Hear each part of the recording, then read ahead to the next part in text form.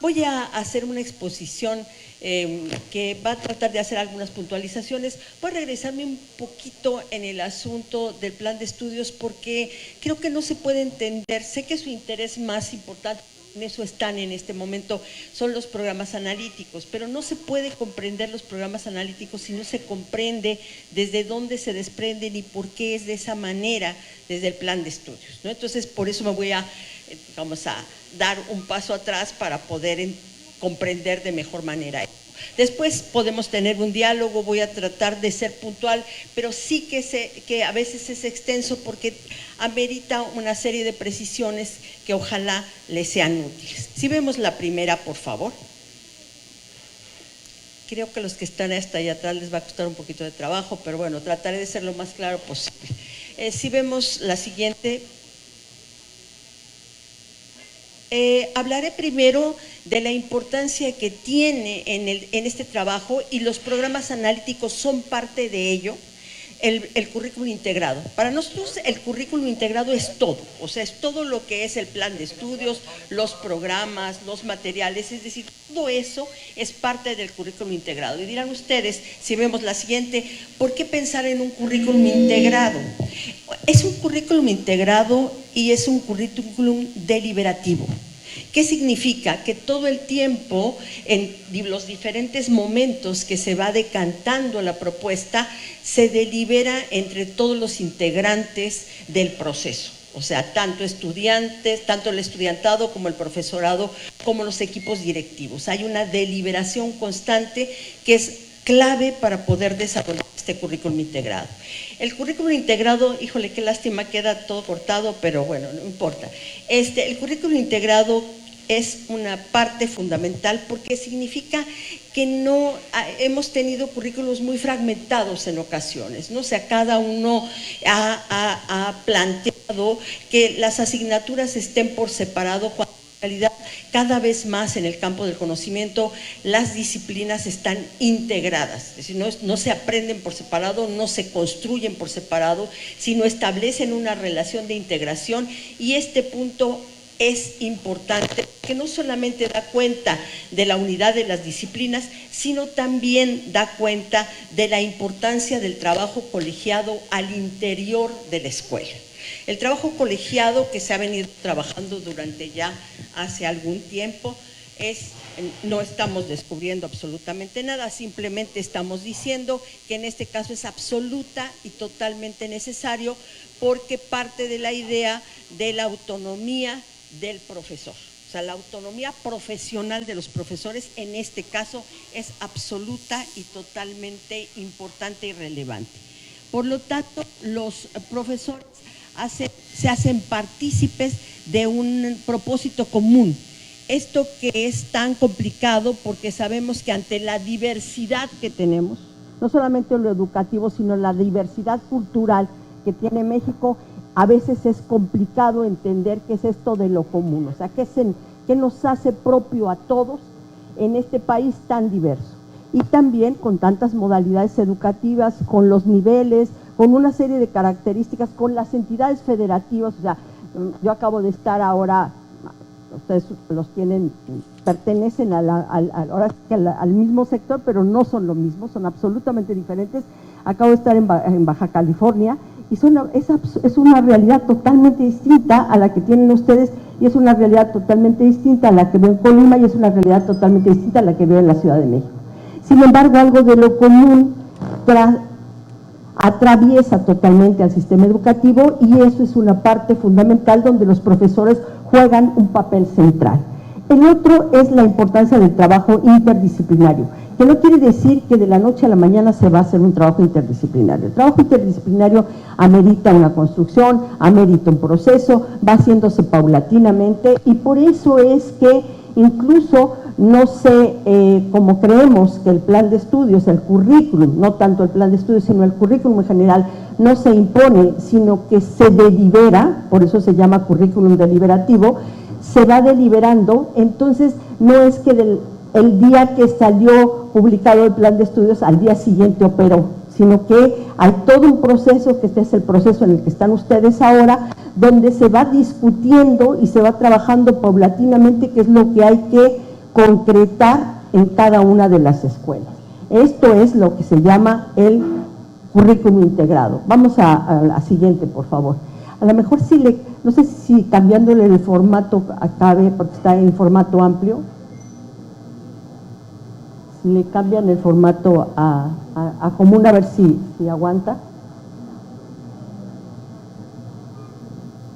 Esperamos un tantito. Si no, déjenlo así, yo le sigo como está, no hay problema. Bueno, lo que quiero plantear es fundamentalmente una idea. Para nosotros el currículum es algo más que el plan de estudios y los programas. El currículum es eso, más todo lo que sucede a nivel de la escuela.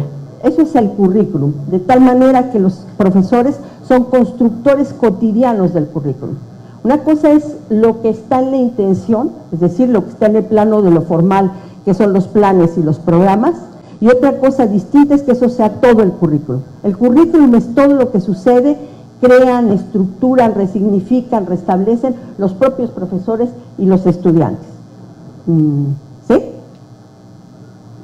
No, lo que tiene que hacer, sí. Si me dan 2 segunditos, ¿sí? Estamos configurando el cañón, no lo acabamos de configurar. Pero no va a ser el cañón, sino es el formato de la diapositiva. Ok, es que está cortado, hay un pedazo que no le sale en el cañón, por eso se ve cortado. Si le cambio el formato a la diapositiva, sí.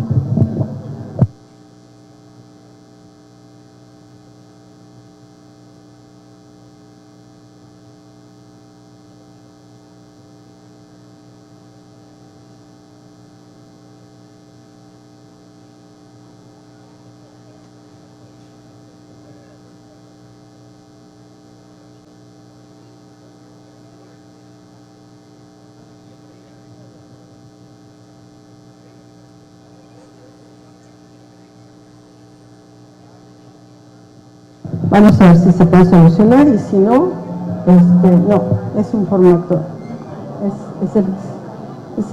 es el cañón, sí. Bueno, no importa, seguimos. Ahí lo van a ver medio cortadito, pero después lo van a tener, ¿ok? No pasa nada. Si vemos entonces la que estábamos organizando, que es esa,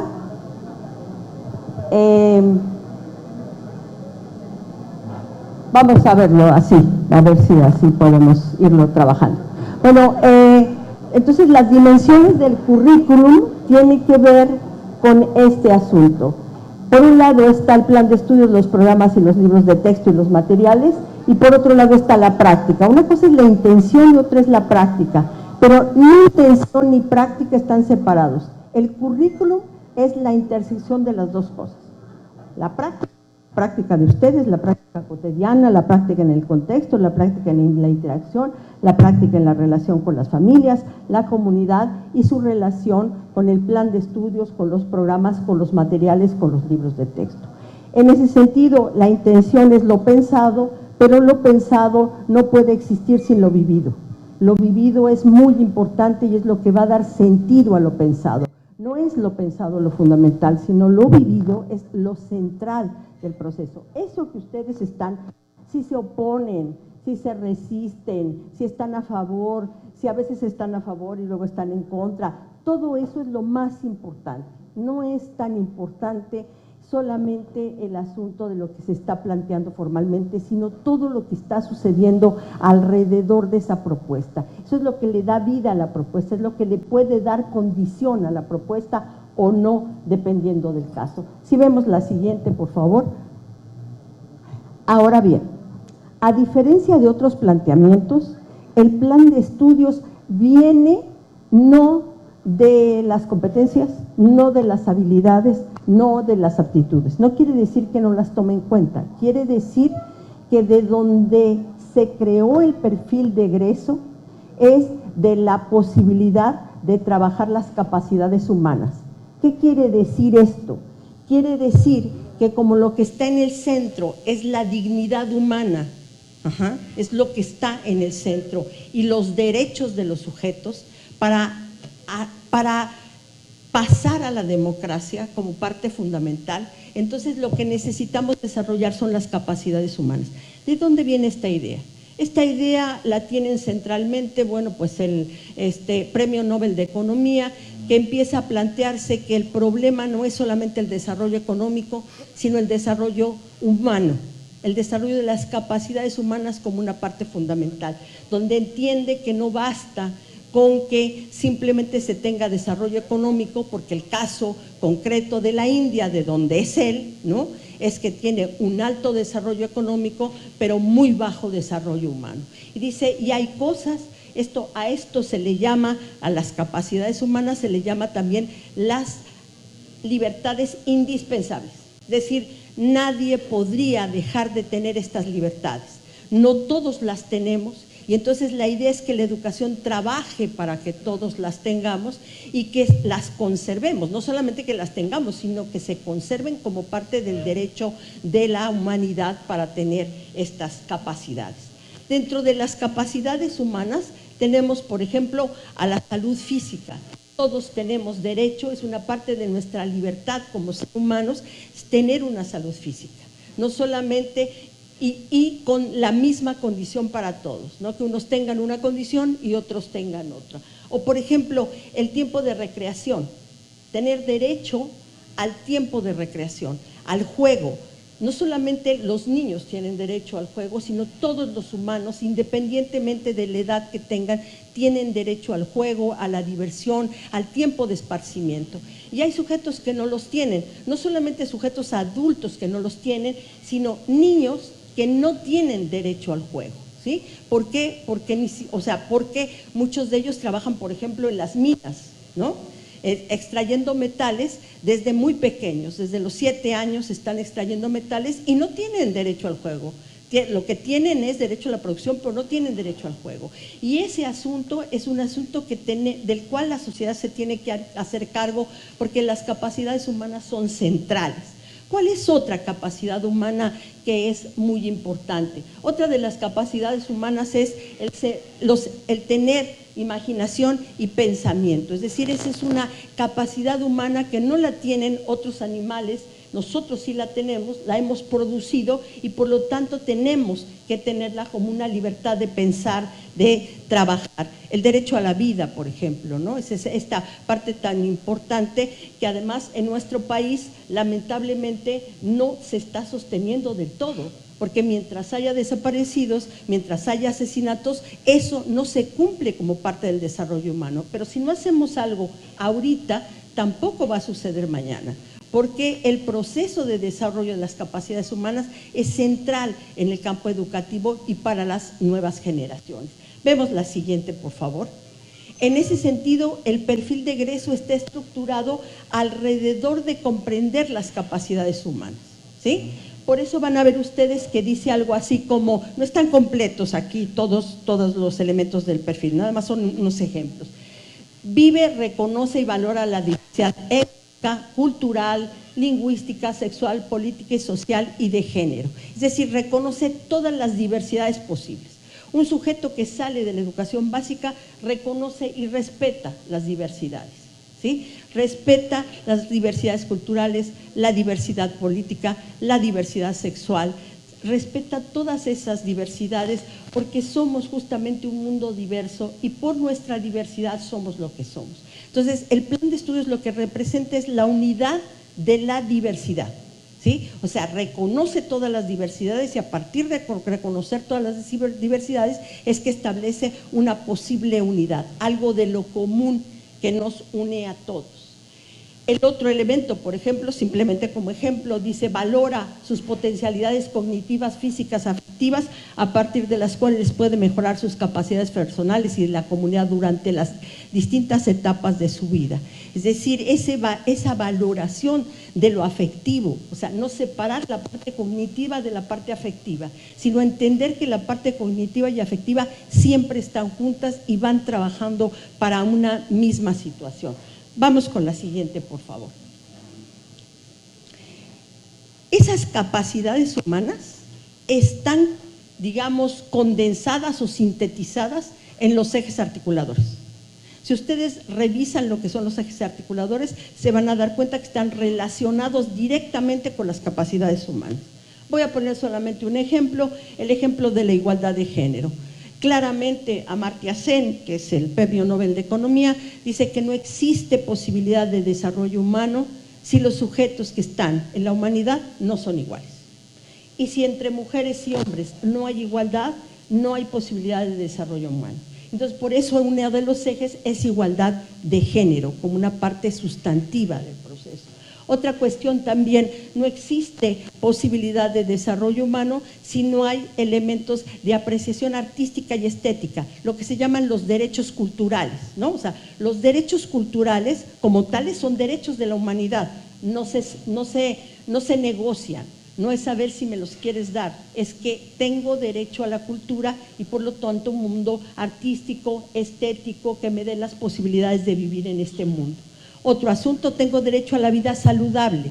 Mi vida saludable no es solamente un asunto médico. La vida saludable es el derecho que tengo yo también a poder bañarme en cualquier playa sin que esté contaminada. ¿Sí? Es un derecho a la salud, que el aire no esté contaminado, que la ropa que yo use no tenga esa característica de tener contaminantes que estén produciendo un daño a la salud, o que los productos que uso para la limpieza no tengan esos elementos. Eso significa la vida saludable, no significa solamente que tenga derecho a la hospitalización, a la medicación, sino mucho más allá de eso en términos de vida saludable. La interculturalidad crítica, que la interculturalidad crítica no señale solamente la inclusión de los pueblos indígenas, sino al contrario, que lo que se vea es que nosotros los mestizos, lo que somos frente a la mestizofilia, es decir, a creer que toda la vida de los mestizos es mejor que la vida de los indígenas, la interculturalidad crítica dice no hay, ¿no? Dice hagamos otro mundo distinto donde valga tanto el saber de los indígenas como el saber de los mestizos, o sea, es exactamente del mismo valor en una lógica de diversidad cultural. Por eso es una interculturalidad crítica. O, por ejemplo, el caso concreto de la apropiación de la cultura por la escritura y de las culturas por la escritura y por la lectura. Esto es muy importante. No solamente es el fomento a la lectura, es la importancia que tiene que cada uno de nosotros, ya sea desde su lengua, ya sea su perspectiva cultural, avancemos sobre la posibilidad de aprender otras culturas y de significar otras culturas. Y en ese sentido también está la inclusión. La inclusión no se refiere solamente a la inclusión de personas con discapacidad, se refiere a la inclusión de todo aquel ser humano que esté sobre la tierra, independientemente de que nosotros nos podamos sentir bien o mal frente a ese ser humano, en tanto que estamos ahí, y el respeto también que tenemos que tener este tipo de cosas. Por eso van a ver ahí que ahí está lo de colonial también, porque no es lo mismo vivir en América Latina que en Europa. O sea, nosotros tenemos otra condición totalmente distinta, tenemos una historia diferente, un proceso diferente, un camino diferente recorrido para nuestra cultura. Vamos con la siguiente. Estos ejes son articuladores, no transversales. Sí, estoy siendo clara, ¿no? O sea, no es que atraviesen al currículum, sino lo que hacen es amalgaman cada uno de los conocimientos, cada una de las actividades, cada uno de los contenidos. Eso es lo que hace en realidad el eje articulador. Por eso es que los campos formativos, ahí se van a concretar muchos de los ejes articuladores, pero no solamente. Entonces, en los campos formativos lo que vamos a tener es una pluralidad de saberes y conocimientos. Los contenidos ya no están solamente trabajados por las disciplinas, o sea, sí que son súper relevantes las matemáticas, la historia, la biología, todo es muy relevante. ¿Por qué? Porque es la historia de la humanidad hecha disciplinas, es todo lo que ha logrado el hombre armar como conocimiento, pero también reconoce a los saberes de los niños, los saberes de los profesores, los saberes de la comunidad, los saberes de los grupos a los que pertenecen los niños, es decir, no solo reconoce al conocimiento, sino que reconoce otras posibles epistemologías diferentes que no han sido reconocidas hasta este momento. Y aquí hay un punto, me parece muy importante. Los campos formativos proponen una estructuración y articulación que reconoce entonces la diversidad de saberes. Lo que reconoce como primera instancia es que el saber es diverso y por lo tanto, entre más posibilidades tienen niños, niñas y adolescentes de conocer esa diversidad de saberes, más posibilidades tendrán de apertura al mundo, ¿sí? Es lo que dicen algunos autores, que es lo que uno pone a la mesa. Lo que uno pone a la mesa sustantivamente en la escuela es esa diversidad de saber, diversidad de conocimiento que no se encuentra a veces en la casa o que no se encuentra a veces en la comunidad o que no se encuentra en la región. Pero en la escuela sí, porque la escuela lo que ofrece es esa diversidad, esa amplitud. El trabajo fundamental de los campos formativos es que relaciona objetos de conocimiento, pero siempre trata de que lo integre el sujeto. Es decir, no lo ve como una cuestión totalmente separada del sujeto para que el sujeto simplemente lo absorba, sino que tiene que tener sentido desde su vida cotidiana ese conocimiento para poder hacerlo propio. Si no tiene sentido ese conocimiento para su vida cotidiana, esto que dicen, no sé si han visto los resultados de la encuesta del INE de niños, niñas y adolescentes, pero hay un niño más o menos de 12 años que una de las preguntas es ¿qué te gustaría que te enseñaran en la escuela? Y entonces la respuesta es matemáticas, y uno diría, pues matemáticas le están enseñando, ¿no? O sea, no, es imposible que una escuela deje de enseñar matemáticas.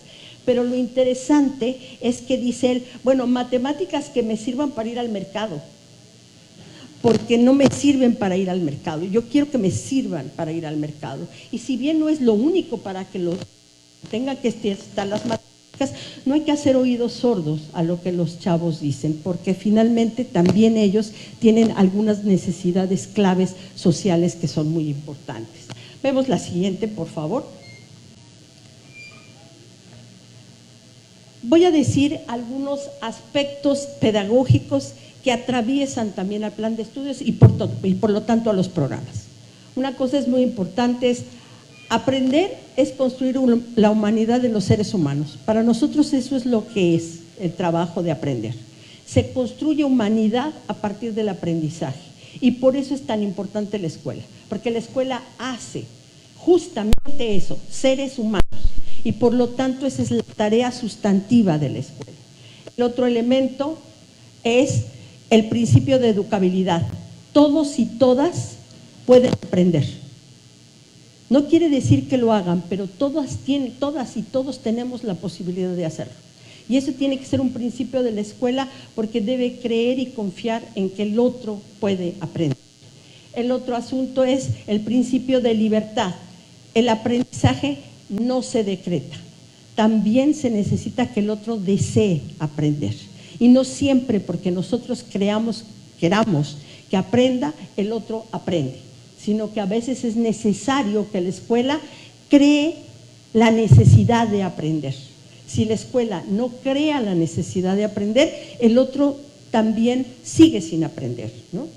El otro asunto es que cada uno de nosotros y de nosotras aprende con una estrategia propia, pero esa estrategia no es inamovible.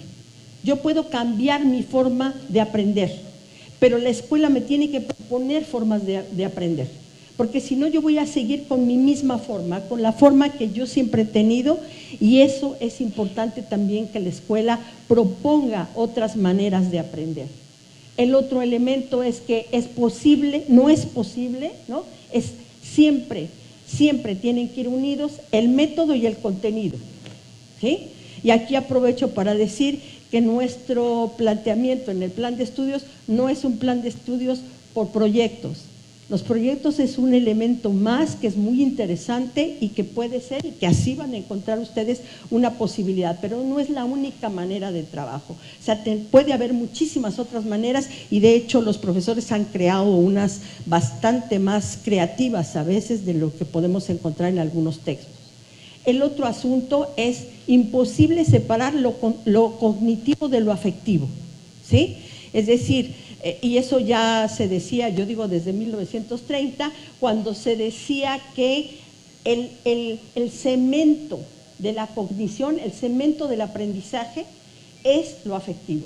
Es decir, la argamasa, lo que pega, lo que da condición para aprender es la parte afectiva. Por eso la escuela tiene dos grandes factores.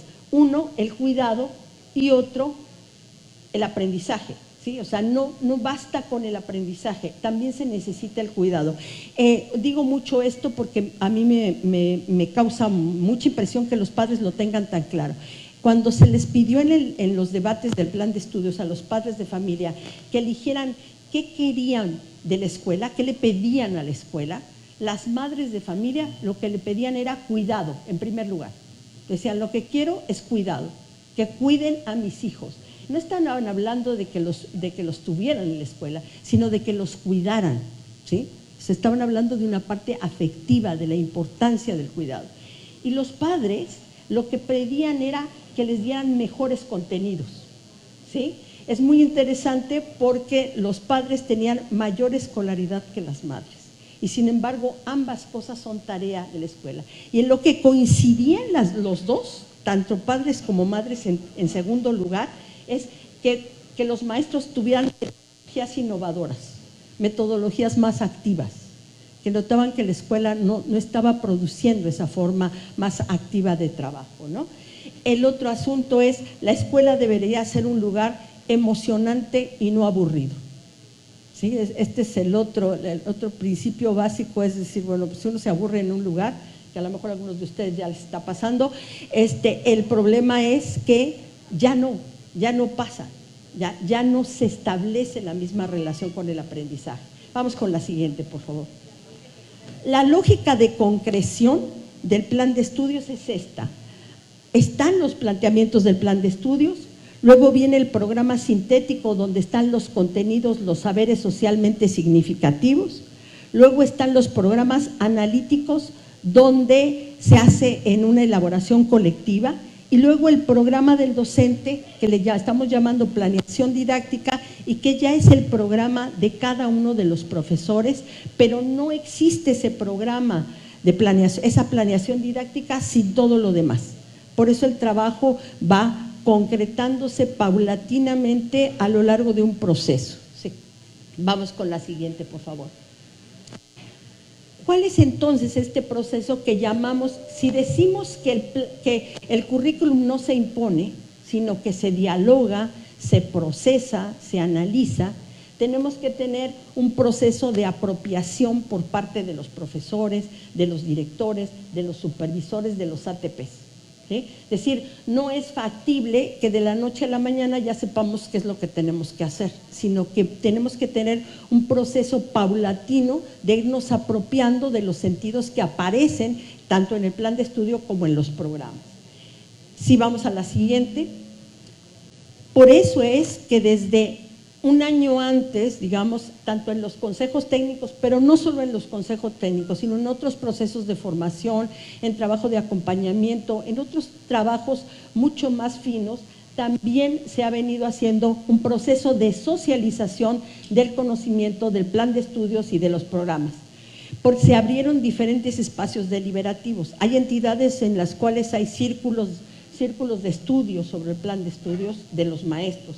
Hay entidades donde se están dando cursos específicos. Hay otras entidades donde se está trabajando a partir de redes de maestros, a partir de redes de directores. Es decir, la diversidad de espacios es múltiple porque no es fácil ir armando este proceso. Entonces, hay que armar espacios de deliberación curricular. Hay una resignificación curricular. Lo que cada quien dice, o sea, si ustedes lo han visto en las redes, ¿no? O sea, hay unos que hacen sus esquemas y dicen, yo lo entiendo así, y luego hay otro que también pone un esquema y dice, no, yo lo entiendo más bien como así, y ponen unos dibujos y ponen, o sea, cada uno va resignificando de manera distinta. A algunos les inquieta esto, a mí particularmente no me inquieta porque creo que es parte de un proceso mucho más complejo donde uno se está apropiando de maneras muy distintas dependiendo de su trayectoria, dependiendo de su posición, dependiendo de su historia, dependiendo del tipo de trabajo que ha venido realizando en el aula. Y esta formación, apropiación es permanente, no va a terminar cuando al día siguiente entre el plan de estudios. No puede terminar cuando al día siguiente entra el plan de estudios. Tiene que continuar porque se tiene que seguir deliberando qué está pasando en la práctica. O sea, porque es en la práctica donde vamos a ver hasta dónde alcanza. Nadie supone que va a aparecer exactamente igual que como se dijo va a aparecer en la realidad. Eso nunca ha sucedido con un plan de estudios y no va a suceder en esta ocasión, sino que ustedes van a recrear también esas formas particulares del plan de estudios. Vamos con la siguiente. Les inquieta mucho a los supervisores, a los directores, porque siempre dicen, ¿y entonces nosotros qué vamos a hacer? ¿No? Porque si están diciendo que los profesores tienen autonomía profesional, entonces nosotros ¿qué vamos a hacer? Resulta ser que este plan de estudios trabaja sobre 3 elementos fundamentales: la deliberación, la interlocución y el acompañamiento. Los directores y los supervisores tienen una función fundamental: convertirse en los interlocutores de los profesores, de los colectivos docentes, para seguir trabajando los procesos. Y esa es la única manera como los colectivos también van a tener otro referente, como también, por ejemplo, la pedagógica está incorporándose a algunos, los maestros están incorporando a algunos colectivos docentes en las escuelas y también son interlocutores, pero es un interlocutor totalmente distinto a un supervisor. No trabajan de la misma manera, trabajan de manera muy distinta, desde referentes muy distintos. Y se necesitan muchos interlocutores para poder discutir, para poder entender, para decir las cosas que no están resultando, para trabajar las cosas que no son como se pensaban que iban a ser, ¿sí? A diferencia de otros momentos en que uno cree que ustedes siguiendo la lección 1, la lección 2, la lección 3, ¿sí?, van a poder hacer el currículum, en este caso no, en este caso se delibera todo ese tipo de trabajo. ¿Por qué? Porque los profesores son comprendidos no como operadores del currículum, sino como creadores del currículum, ¿sí?, como quien establece también elementos del currículum como elementos centrales. En ese sentido, se necesita la interlocución, se necesita la deliberación, en el sentido de que hay necesidad de analizar los saberes, las experiencias, las prácticas escolares, el trabajo de las comunidades educativas ya en acción. Esto es muy importante porque esto va a dar como consecuencia la posibilidad también de que se acompañe este proceso por diferentes sujetos. Vamos a la siguiente. ¿Qué son los programas de estudio y por qué son tan importantes en esta propuesta? Vamos a la siguiente. Los programas de estudio, lo que indica el programa de estudio es el qué, ¿sí?, hasta qué punto, de qué manera, ¿sí?, el cómo. El cómo, pero no en el sentido de decirles a ustedes van a hacer esto, van a hacer aquello, sino que discutamos el cómo. Ese cómo va a estar en un principio establecido desde el plan de estudios, pero también en los programas sintéticos. Los programas sintéticos son la expresión de lo común en el sistema educativo. Es decir, ahí van a estar los contenidos socialmente significativos que son obligatorios para todo el sistema educativo. Esa es responsabilidad de la Secretaría de Educación Pública. Ahí aparecen los contenidos culturales que van a ser los comunes para todos. No son los mínimos, no son los contenidos mínimos. ¿Por qué no son los mínimos? Porque en general cuando uno habla de mínimos o básicos, termina diciendo que los mínimos son para los, o sea, ustedes leen los mínimos a esto y a lo que les dan los máximos son a los que pueden, pero lo poquito, o sea, aunque sea que aprenda esto, lo mínimo. No, aquí está pensado para que todos aprendan lo mismo, lo socialmente significativo, y si se puede que aprendan más, o sea, dar el potencial máximo del trabajo en los programas.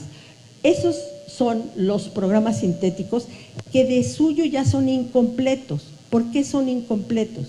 Porque ahí lo que está es lo común nacional, lo socialmente significativo, pero ¿qué falta? Lo regional y lo local. No están en los programas sintéticos ni lo regional ni lo local, ¿sí? Sí que hay una gran parte de los contenidos que las disciplinas han desarrollado a lo largo de la historia. ¿Dónde va a estar lo regional y lo local? En los programas analíticos. Es ahí donde ustedes van a incorporar ciertos elementos que son de la región o que son de la localidad.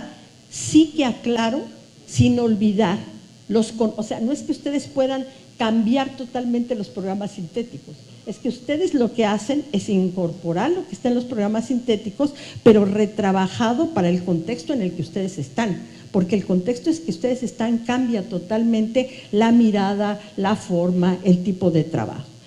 Una cosa bien importante es que los programas sintéticos ya traen y dicen cómo después se va a ir trabajando en los programas analíticos. Voy a poner un ejemplo muy claro. El caso de ética, naturaleza y sociedad, ¿sí?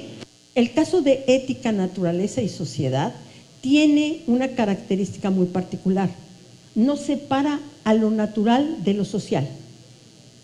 Parte de la idea de que los seres humanos somos parte de la naturaleza no nos pertenece, somos parte de ella, es decir, somos parte de las especies animales, y creo que además esto es muy importante porque por primera vez en la pandemia la especie estuvo en riesgo mundial. Antes ha habido pandemias muy importantes, la de influenza, ¿no? O sea, ha habido pandemias muy importantes. Pero esta pandemia, en particular, lo que marcó es la posibilidad de la extinción de la especie. La cantidad de millones de muertos que tuvimos a nivel de la humanidad y que podemos seguir teniendo, o sea, porque esto no ha terminado, es de tal magnitud que nos hizo pensar en si realmente nuestra existencia es para siempre en este mundo. Es decir, que no somos dueños del mundo, que estamos aquí bajo ciertas circunstancias y que si no cuidamos nuestra casa, lo más probable es que tampoco la casa nos cuide a nosotros porque no tiene por qué hacerlo, ¿sí? En ese sentido, el asunto clave que está aquí en ética, naturaleza y sociedad es no desconocer el hecho de que nosotros somos responsables frente a la naturaleza.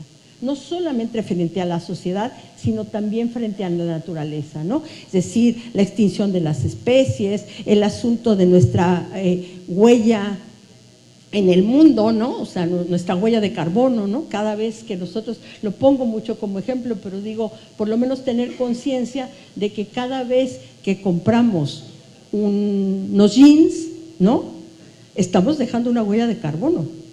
O sea, nuestra huella de carbono es una huella fundamental en el mundo y las próximas generaciones tendrán que vivir con nuestra huella. Y ese punto es un punto que la escuela tiene que atender, porque si no lo atiende estará negando su posibilidad de estar en el mundo de la naturaleza, ¿sí? Vamos con la siguiente, por favor.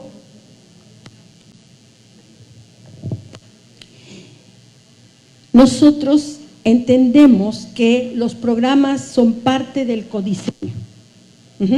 ¿Por qué creemos que tenemos que codiseñar? ¿Por qué la Secretaría cree que ella diseña una parte y luego la pasa a los maestros para que los maestros también diseñen con ella? ¿Por qué no volver a plantear un plan de estudios completo donde diga actividad 1, actividad 2, actividad 3, actividad 4 y que ya ustedes las desarrollen?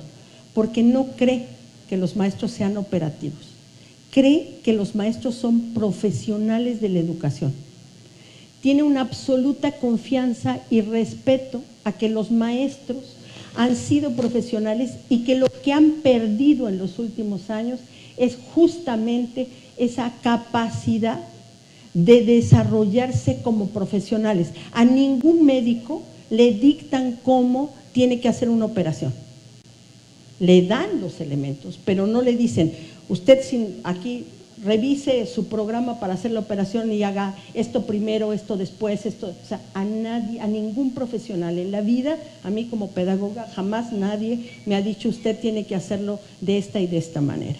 Entonces, es por eso que se llama a una Diseño. Usted puede diseñar, ¿se acuerdan de lo que dijimos del currículum? La parte del diseño es la parte de la intención, ustedes también van a hacer esa parte de la intención y la parte de la práctica también la tienen ustedes. Y entonces, el diseño no solamente está en los programas analíticos. En este momento, si se fijan, todavía los programas sintéticos dicen documento de trabajo. Y es importante porque todavía ustedes pueden decir, no, aquí yo veo vacíos clave. Yo como maestro de matemáticas o como maestro de tecnologías, creo que se debería de incluir también esto. No estoy de acuerdo con que vaya en esa secuencia. Me parece que todavía no está bien la lógica de esto. ¿Por qué? Porque son ustedes parte sustantiva del diseño. No son solamente los operadores, son los profesionales que estructuran ese diseño y que son fundamentales para ese trabajo. Yo sé también que a veces es después de todo un tiempo donde uno, a ver, nunca pasó exactamente así. O sea, nunca pasó que estaba el plan de estudios y ustedes hacían su planificación y lo hacían exactamente como les pedían. O sea, eso jamás pasó. Es la vieja anécdota que se le atribuyen a Torres Bodet, ¿no? Que dicen que a las 8:30, a las 8 de la mañana, Torres Bodet salía en el radio y decía, son las 8 de la mañana y en este momento todos los niños y todos los profesores de México están leyendo La Suave Patria. Por supuesto que no pasaba eso, o sea, por supuesto que muchos no estaban ni leyendo La Suave Patria, ni nunca habían leído La Suave Patria, ni muchos maestros estaban haciendo eso, pero en la fantasía del control, uno cree que realmente todos van a hacer lo que uno diga. Esto no es igual, esto es, todos vamos a participar en diseñar lo que va a ser la escuela. Y entonces ese asunto es diferente, porque se tiene una confianza fundamental sobre el profesionalismo de los profesores.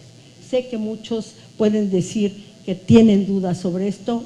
Nosotros nunca le hemos tenido, yo tengo un buen rato que trabajo con profesores y creo que nunca se ha tenido semejante duda. ¿Qué es también el codiseño? Bueno, el codiseño está establecido en la articulación de los campos con los ejes articuladores, pero también está considerando los colectivos docentes, bajo la premisa de que la profesión docente no es solo individual, también es colectiva. O sea, no existe, es una profesión que no existe solamente por la individualidad, existe también por el colectivo de la profesión, y en tanto que relación de colectivo, entonces ahí está su potencial de codiseño. Vamos con la siguiente, por favor. ¿Qué son los programas analíticos? Vamos al programa analítico, la siguiente, por favor. Los programas analíticos, ¿sí?, se construyen fundamentalmente tomando en cuenta que existen niños, niñas y adolescentes y que hacen representación e interpretación de su propia realidad y que entonces es necesario que haya un diálogo entre acciones, estrategias, materiales y que las herramientas sean herramientas que permitan que los estudiantes aprendan. Este es un elemento fundamental porque se cree en el aprendizaje de todas y de todos, sin excepción, ¿sí? Y el otro asunto es que el programa analítico lo que hace es ubicar los hechos en el tiempo, lo que está en el programa sintético, ahora lo ubico los hechos en el tiempo y en el espacio, pero con criterios desde los cuales yo construyo y doy con la relación con la vida concreta. Es decir, mis niños, mis adolescentes, mis niñas, no son las mismas aquí que en la Sierra de Oaxaca, ¿sí? Es otra cosa totalmente distinta. Entonces necesito ver mis situaciones concretas, ni tampoco tengo la escuela, ojalá todos tuviéramos la escuela que tiene todas las cosas, que tiene proyectores y que tiene pantallas, pero no es verdad, eso no es cierto. Ubiquémonos en el mundo de la realidad y sepamos cuál es el elemento que podemos trabajar y desde dónde. El otro asunto es que las niñas, los niños y los adolescentes se ponen en contacto con diferentes medios y recursos. Aquí hay una idea de aprendizaje, de diversificación de las fuentes del aprendizaje. Entre más fuentes de aprendizaje tenga el alumno, más potencialidad tiene el aprendizaje, ¿sí? Es lo que se llama el aprendizaje expansivo, donde se sabe que los padres es una fuente de aprendizaje, pero no es la única. Donde se sabe que la escuela es la fuente del aprendizaje, pero no es la única. Donde se sabe que los medios de comunicación son fuentes de aprendizaje, pero no son los únicos. Donde se sabe que la comunidad también es fuente de aprendizaje, pero todo eso lo tiene que considerar la escuela y orientarlo desde los propósitos que tiene la propia escuela. Porque también sabemos que los medios de comunicación tienen elementos contrarios a lo que la escuela está produciendo. Y entonces, por eso la escuela se hace cargo de ese aprendizaje expansivo y trata de trabajarlo desde diferentes mecanismos. Vamos con el siguiente, por favor.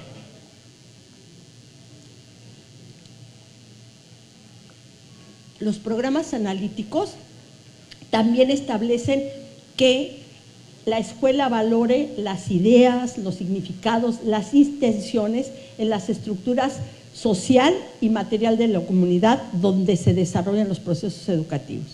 Es decir, valorar también las tradiciones, las formas de vida, las maneras como los niños, las niñas se relacionan con el mundo social. Hay un alejamiento muy fuerte, una tensión muy fuerte que medio se resolvió. Creo que aquí había que aprovechar lo que pasó en la pandemia. No todo fue malo en la pandemia. Hubo una cosa que fue muy positivo. Los padres de familia, muchos padres de familia, no digo que todos los padres de familia, volvieron a apreciar a la escuela.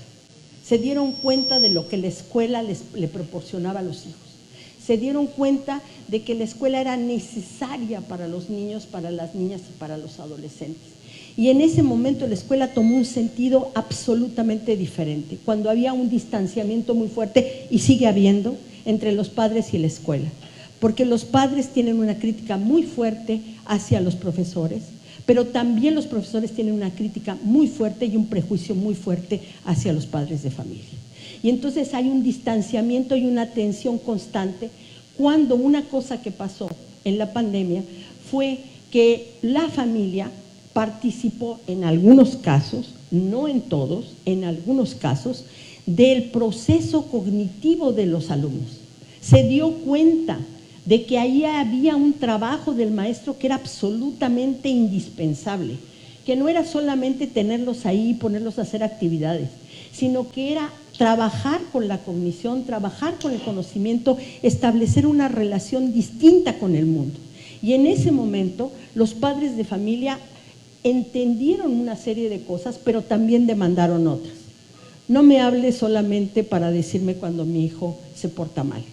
No me hable solamente para pintar las bancas. Hábleme para eso, no tengo ningún problema, pero también hágame partícipe de lo que es el proceso cognitivo de mi hijo, porque si yo no soy partícipe, no entiendo qué es lo que pasa. O cuando hay la demanda de la escuela, por ejemplo, que se dio uno cuenta en la pandemia, ¿no? Que una madre de familia que tiene un niño en preescolar, una chavilla en la primaria y un adolescente en la secundaria, y que la escuela dice, enséñale al de secundaria a despejar X, ¿no? Y la madre de familia dice, chispas, o sea, yo estudié la primaria. ¿Cómo le ayudo? ¿Cómo puedo apoyar algo que ni siquiera yo tengo como experiencia? ¿Cómo le puedo hacer? Si ni siquiera sé cómo, o sea, no tengo ni idea, ¿sí?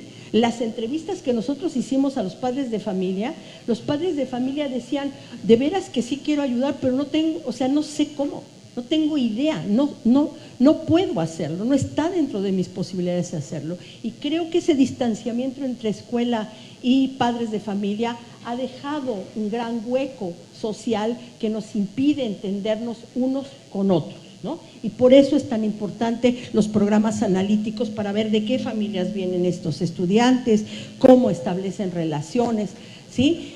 El aprendizaje no es un hecho que reside en las mentes de los estudiantes, ni tampoco es solamente individual, ¿sí? También el aprendizaje tiene una relación colectiva, una relación social, ¿sí? Hay sujetos que aprenden de una determinada manera porque van trabajándose socialmente de esa manera, ¿no? Y por lo tanto se da en contextos específicos, se da mediante el uso de objetos diferentes y de símbolos culturales distintos. Vamos con la siguiente, por favor. ¿Cómo se pueden elaborar los programas analíticos? Primero, el programa analítico se elabora en colectivo, nunca se elabora solo en individual. Alguien puede traer una propuesta individual al colectivo, pero se tiene que discutir con el colectivo.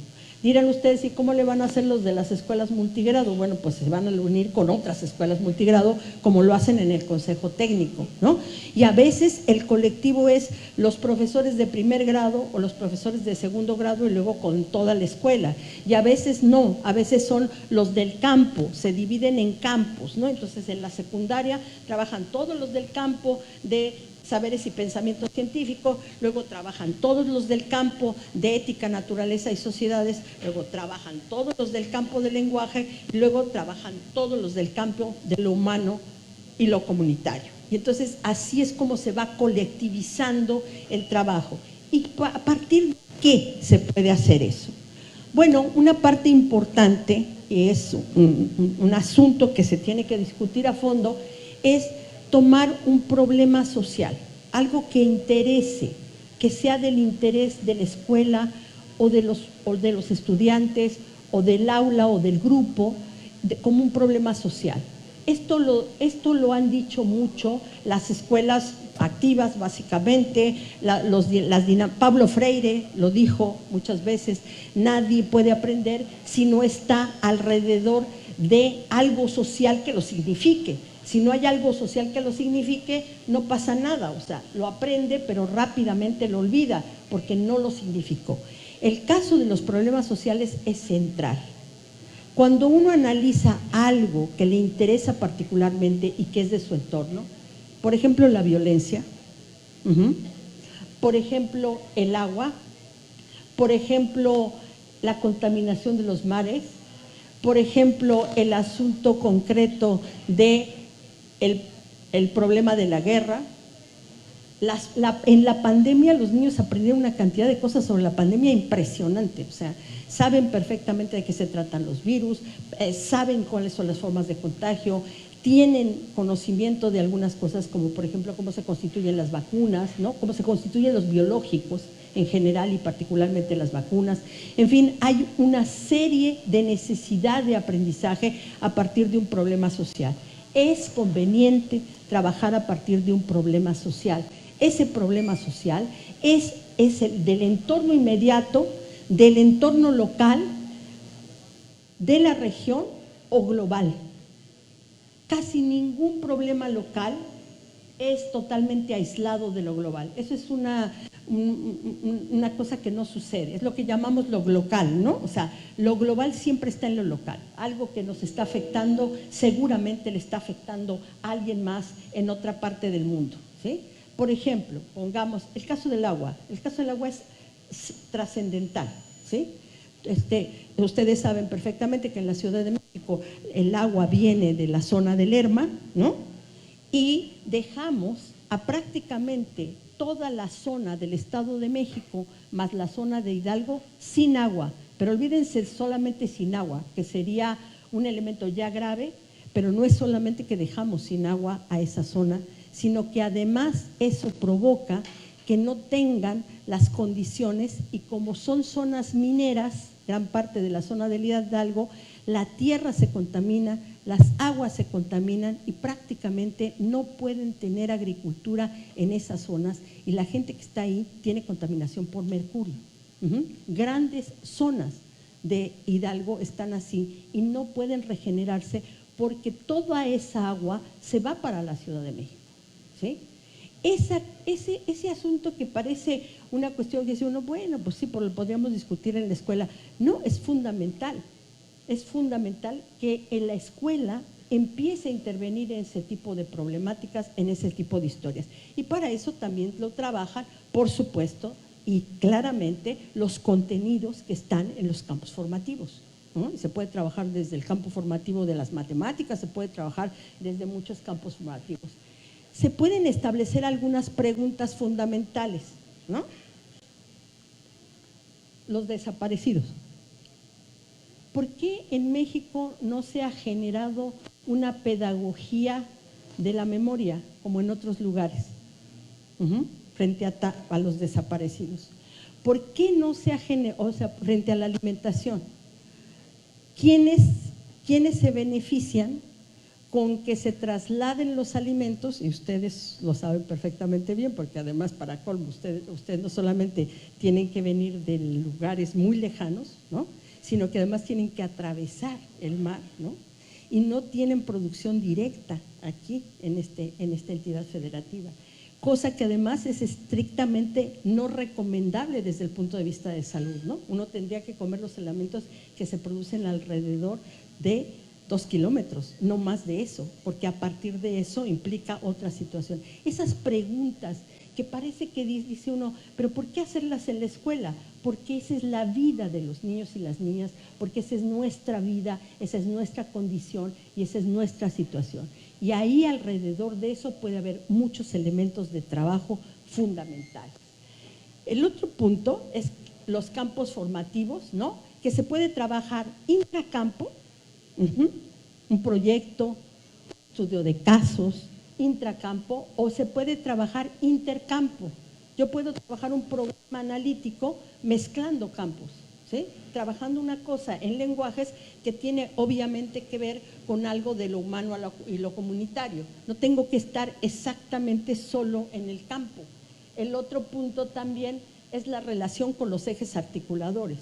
Yo puedo trabajar un tema de un campo específico, pero relacionándolo fundamentalmente con igualdad de género, o puedo tener un trabajo de un campo relacionándolo más directamente con vida saludable, o con igualdad de género y vida saludable, ¿sí?, o con el trabajo de artes y apreciación estética, o puedo trabajar un campo con artes y apreciación estética como eje central, ¿sí? Eso depende de lo que yo quiera construir y cómo quiera avanzar en el aprendizaje. El punto siguiente es la relación justo con los ejes articuladores y las posibles metodologías. Los proyectos es una, muy importante, pero no es la única, ¿sí? Se puede trabajar también por estudio de casos, preguntan algunos maestros, si yo he detectado que mis alumnos traen problemas de matemáticas, estoy en primaria, estoy en la fase 4, y ya detecté que traen problemas, puedo, además de hacer un proyecto de escuela y trabajar con un proyecto de aula, dejar un tiempo en mi programa específico, en mi programa analítico de la escuela, incluso ponerme de acuerdo con el colectivo, hagan de cuenta, de 8 a 10, trabajar para solventar esos problemas que traen de matemáticas. Claro que sí, claro que sí. ¿Por qué? Porque ustedes están viendo esa problemática y ahí es donde tienen que incidir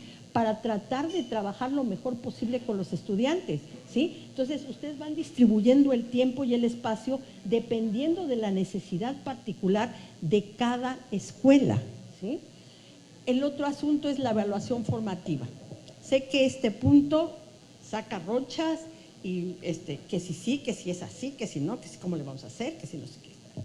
La evaluación formativa no tiene la finalidad de establecer una calificación, tiene la finalidad fundamentalmente de retroalimentar a los estudiantes, de mejorar la enseñanza y de retroalimentar el trabajo de los maestros. La calificación es un momento específico de acreditación que puede ustedes perfectamente diseñar diciendo, yo voy a calificar con las siguientes evidencias. Todos los que tengan tantas evidencias, esos son los que tienen acreditado y no hay ningún problema, ¿sí? Y yo puedo establecerlo sin ningún problema. Pero hay algo más que es la evaluación formativa y puedo poner otro tipo de actividades en ese sentido. De tal manera que también puedo tener dimensiones distintas de trabajo. Trabajo con la comunidad, trabajo con toda la escuela y trabajo en el aula. Mis proyectos pueden ser de diferente dimensión para casos distintos, ¿sí? Vamos con la siguiente, por favor. ¿De dónde abrevan los programas de estudio, los programas analíticos? En este momento me estoy refiriendo estrictamente a los programas analíticos, ¿sí? De los libros de texto. ¿Cuáles son mis fuentes para hacer el programa analítico? Los libros de texto, los materiales complementarios. Cualquier tipo de material que ustedes tengan, a veces hay materiales estatales, hay veces hay materiales que ustedes mismos diseñan, todo tipo de materiales complementarios para el proceso. Del diagnóstico que tengo de mis alumnos. Algunos dicen, entonces que yo dejando de lado el programa de calidad, de mejora de la calidad de la escuela, si ahí hay algo que ven ustedes que son problemas de aprendizaje o que tienen detectado algo ahí que puede ser útil para el programa analítico, pues hay que traerlo al programa analítico, pero no es lo mismo un programa analítico que el programa de mejora de la calidad. Son dos cosas distintas, ¿sí? Esto es pedagógico-didáctico, porque como se habrán dado cuenta, este plan de estudios vuelve a poner en el centro lo pedagógico y lo didáctico como elementos centrales para el desarrollo del trabajo en el aula. Luego tenemos lo que es propiamente, también vamos a utilizar los programas sintéticos, vamos a utilizar los intereses del estudiantado, ¿no? De los y las estudiantes, y los problemas sociales, ya sean globales, particulares, locales o regionales, ¿sí? Este es como las múltiples fuentes desde las cuales se puede hacer un programa de estudios analítico. Vamos con la siguiente, estoy finalizando. Llegamos, después de tener el programa analítico, llegamos a la planeación didáctica, y aquí los nombres nos confunden de repente, porque no es que en los programas analíticos no haya didáctica, no es que en los programas sintéticos no haya didáctica, no es que en el plan de estudios no haya didáctica, por supuesto que ahí hay planteamientos didácticos, pero le llamamos planeación didáctica porque ustedes conocen más ese punto como la planeación que ustedes desarrollan más cotidianamente. Cada quien la va a desarrollar de acuerdo al programa analítico que se haya hecho a nivel colectivo, y ustedes van a desarrollar en sus tiempos y sus espacios su programa analítico. Pero esta vez no va a ser un programa analítico, les diga, un programa, digamos, una planeación didáctica, una planeación didáctica que diga, la tienen que hacer para 2 meses, para el bloque 1. Puede ser que ustedes lo hagan en tiempo más corto, o por ejemplo los maestros de migrantes no pueden hacerlo para 2 meses, ellos lo tienen que hacer totalmente distinto, porque la lógica, la dinámica de los migrantes es totalmente diferente. Entonces, capaz de que ustedes dicen, no, bueno, yo voy a hacerlo mensualmente, porque necesito ver lo que pasó en el mes y luego trabajarlo para el siguiente mes de una manera distinta, y así tengo mi periodicidad de manera diferente, y yo voy armando mi trabajo, porque es el trabajo personal de cada uno de ustedes, es la planeación didáctica. Aquí tenemos un esquema, no me voy a detener, lo único que sí les quiero decir es, no hay formatos para el programa analítico. Si se los quieren comprar los youtubers, yo no me opongo, cada quien mantiene a quien quiere, ¿sí? O sea, yo mantengo a mi hijo porque yo quiero. Si ustedes quieren mantener a un youtuber, manténganlo, ¿sí? O sea, cada quien es libre de mantener a quien se le dé la gana. Nada más que sea claro que esos que están ahí no son ningún formato ni oficial, ni que tenga ninguna característica. Si a ustedes les sirven, también adelante, ¿eh? O sea, yo creo que cada quien tiene que asumir esa parte, y creo que cada escuela y cada grupo tendrá que decir, esto es lo que me sirve a mí, esto es lo que yo he entendido, esto es lo que yo trabajo. Insisto, si ustedes, sé que el formato de los programas analíticos es como la frazadita, como el objeto transicional de los bebés, ¿no? O sea, que cuando se van a separar de la madre, se traen la cobijita, y entonces traen la cobijita para todos lados para sentirse más seguros. Claro que da seguridad, y creo que sería mucho más seguro una cosa así. No lo estoy criticando, estoy diciendo el proceso que tenemos que seguir.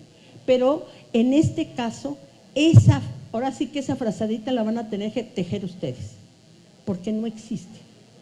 ¿Sí? Y entonces esa parte también es muy importante. El otro asunto es que de ahí pasamos al plano didáctico. Me voy a quedar prácticamente aquí porque no quiero avanzar más, porque me gustaría que viéramos hasta el programa analítico, porque es lo que tienen ustedes en este momento enfrente. Yo confío plenamente, o sea, no tengo ninguna duda, que los colectivos docentes van a avanzar mucho más de lo que dice el plan de estudios. Creo que incluso ya el plan de estudios, contra todo lo predicho, rápidamente se está quedando, digamos, atrás, comparativamente con lo que pueden hacer los maestros, porque los maestros por supuesto que viven una realidad tan fuerte y tan cotidiana que lo van a hacer muy claramente. ¿Va a haber más dificultades por niveles? Sí.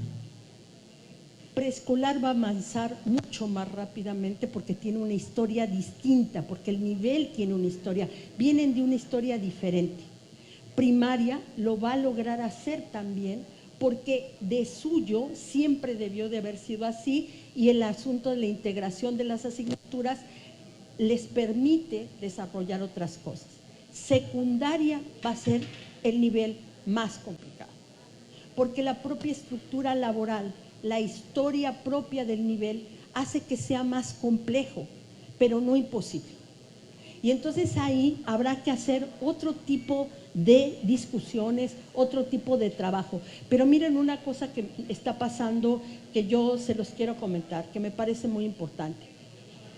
Las secundarias técnicas han visto en este plan de estudios la posibilidad de recuperar la identidad de ser secundarias técnicas.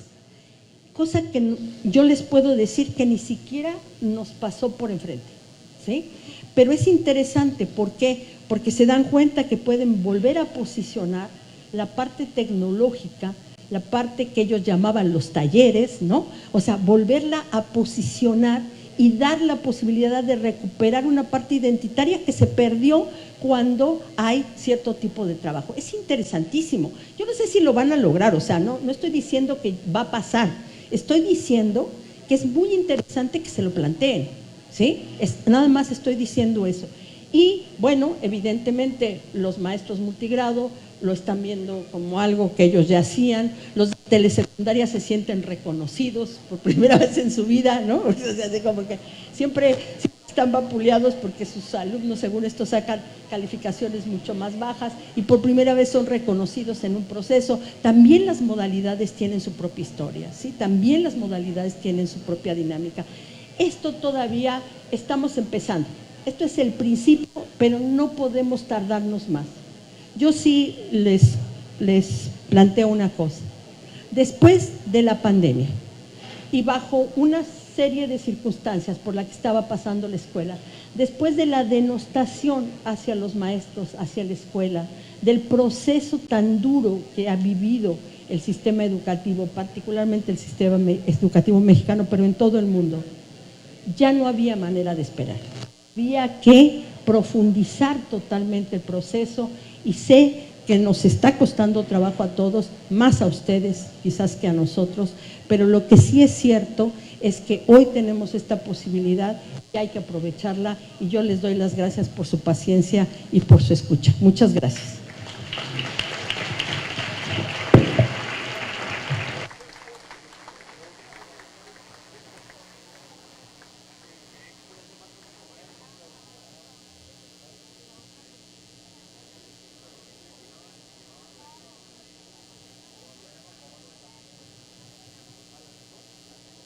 Bueno.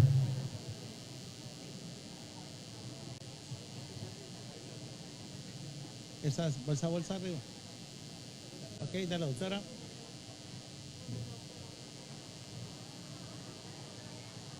Bien, vamos a agradecer la presencia de la maestra Alicia Mesa Osuna, que se viene incorporando de los trabajos con la directora general de UCICAN, de la licenciada de la Peña. Muchas gracias, maestra, por acompañarnos.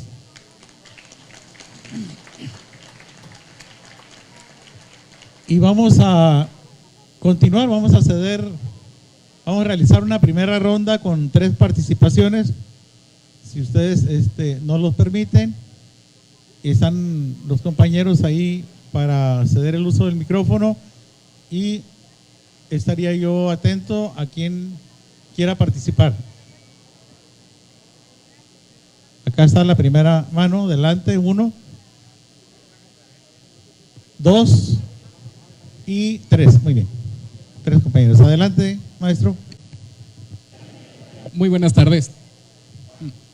Una de mis primeras dudas sobre este plan de estudios de la nueva escuela mexicana parte a raíz de lo que he leído sobre el mismo plan, ¿no?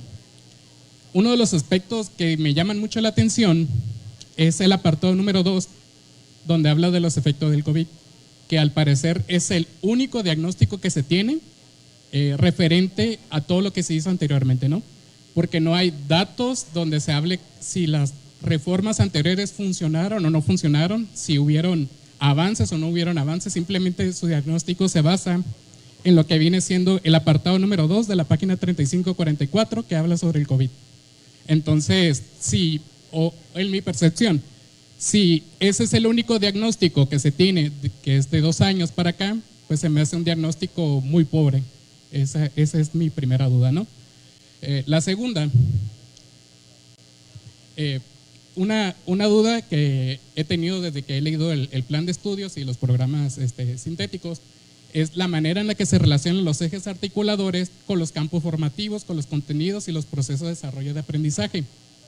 Es decir, cómo vamos a ver plasmados estos ejes articuladores en los contenidos, si van a venir de manera explícita, si los docentes lo van a tener que buscar, etcétera, etcétera, ¿no? Tercera duda, ¿qué va a suceder con el plan escolar de mejora continua? Porque recordemos que el plan escolar de mejora continua también nace con base a un diagnóstico. Entonces también habría que ver qué es lo que va a suceder con ese plan, si se va a adecuar, si va a continuar, si va a ir de la mano con los programas analíticos, ¿no?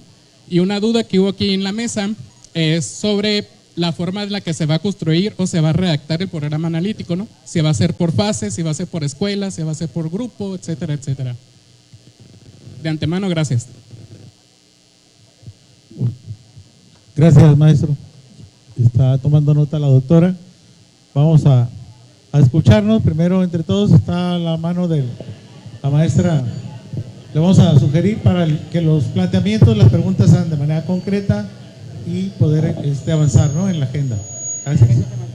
Sí, mire, nuevamente hago uso del micrófono y me voy concretamente como lo pide el profe José María.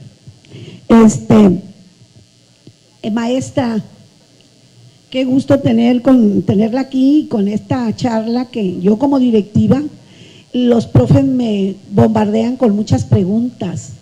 Cada colectivo me dicen qué formato, quieren formato, ya lo aclaraba usted de manera muy, muy, muy clara, quieren formato y quieren seguir haciendo planeaciones prefabricadas y compradas, ¿no? O bajadas de los diferentes medios o sacando esas hojitas amarillas que es su planeación de años atrás.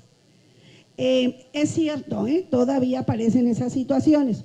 Por primera vez es la oportunidad de crear una verdadera planeación legítima y auténtica que responda a las necesidades de cada una de las escuelas y por primera vez un programa no traído de otros países, sino creado, un programa nacional que nos dé identidad y nos dé rumbo. Me parece que ese aspecto me quedó claro. Algo que cuando usted entró en el aspecto analítico, sé que la Biblia es el sintético, ahí está el sintético. Cuando nos tomamos el analítico y trabajamos los planos, la cuestión de la realidad, la conceptualización para empezar a hacer los planteamientos, que más que otra cosa es como un organizador, maestra, para el juicio de las escuelas, como un organizador de ideas en ese segundo plano, contextualizado. Y el tercero, que forma parte precisamente de ese plan que estamos tratando los aspectos de la evaluación formativa. Cuando ya llegamos a ese cuarto plano que no está en el analítico, no sé, quisiera que así por la información que he leído y este cuarto plano es cuando llegamos a la planeación. Y como decía usted, llámele como quieran, pero nosotros decimos que es la planeación didáctica, ¿no? Y no hay un formato en específico tampoco, pero el tema que yo le he tomado sus videos en ocasiones repetidas, porque explica muy bien lo del codiseño.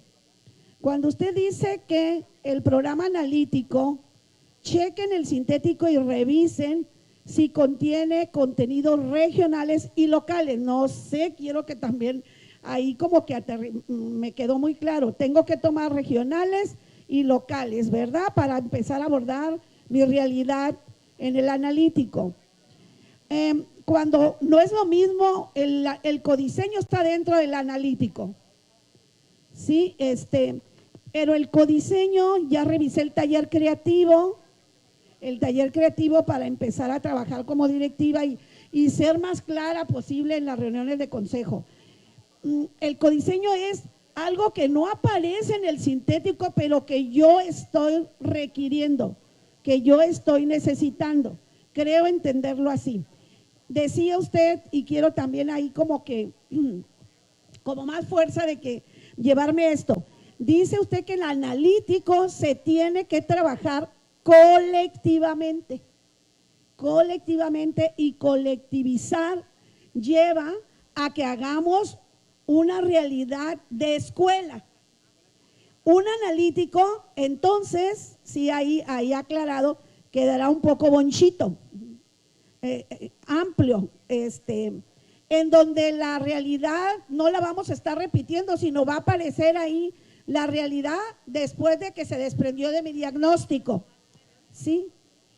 De mi diagnóstico, ¿verdad? Bueno, entendiendo eso, el diagnóstico para empezar a hacer mi realidad, ¿no? Y empezar a plantear eso que es codiseño, que no lo aparece en ninguna parte del sintético, pero lo voy a tener que plantear, ¿sí? Entonces, esas son, pues, a la manera de aclarar más que interrogante, pero sobre todo en este rumbo ya trabajamos los ejes articuladores. Decía el maestro, ¿dónde los voy a sacar? Los tengo en el sintético. ¿Qué me sirve de ese contenido que seleccioné? ¿Qué me sirve de este eje articulador? ¿Sí? Aspectos. El articulador es muy amplio. ¿Qué voy a tomar, si así lo considero? Del juicio crítico, de la vida saludable, no sé. Esas serían más bien como asentar esa situación. Gracias, maestra. Vamos a la maestra Argentina.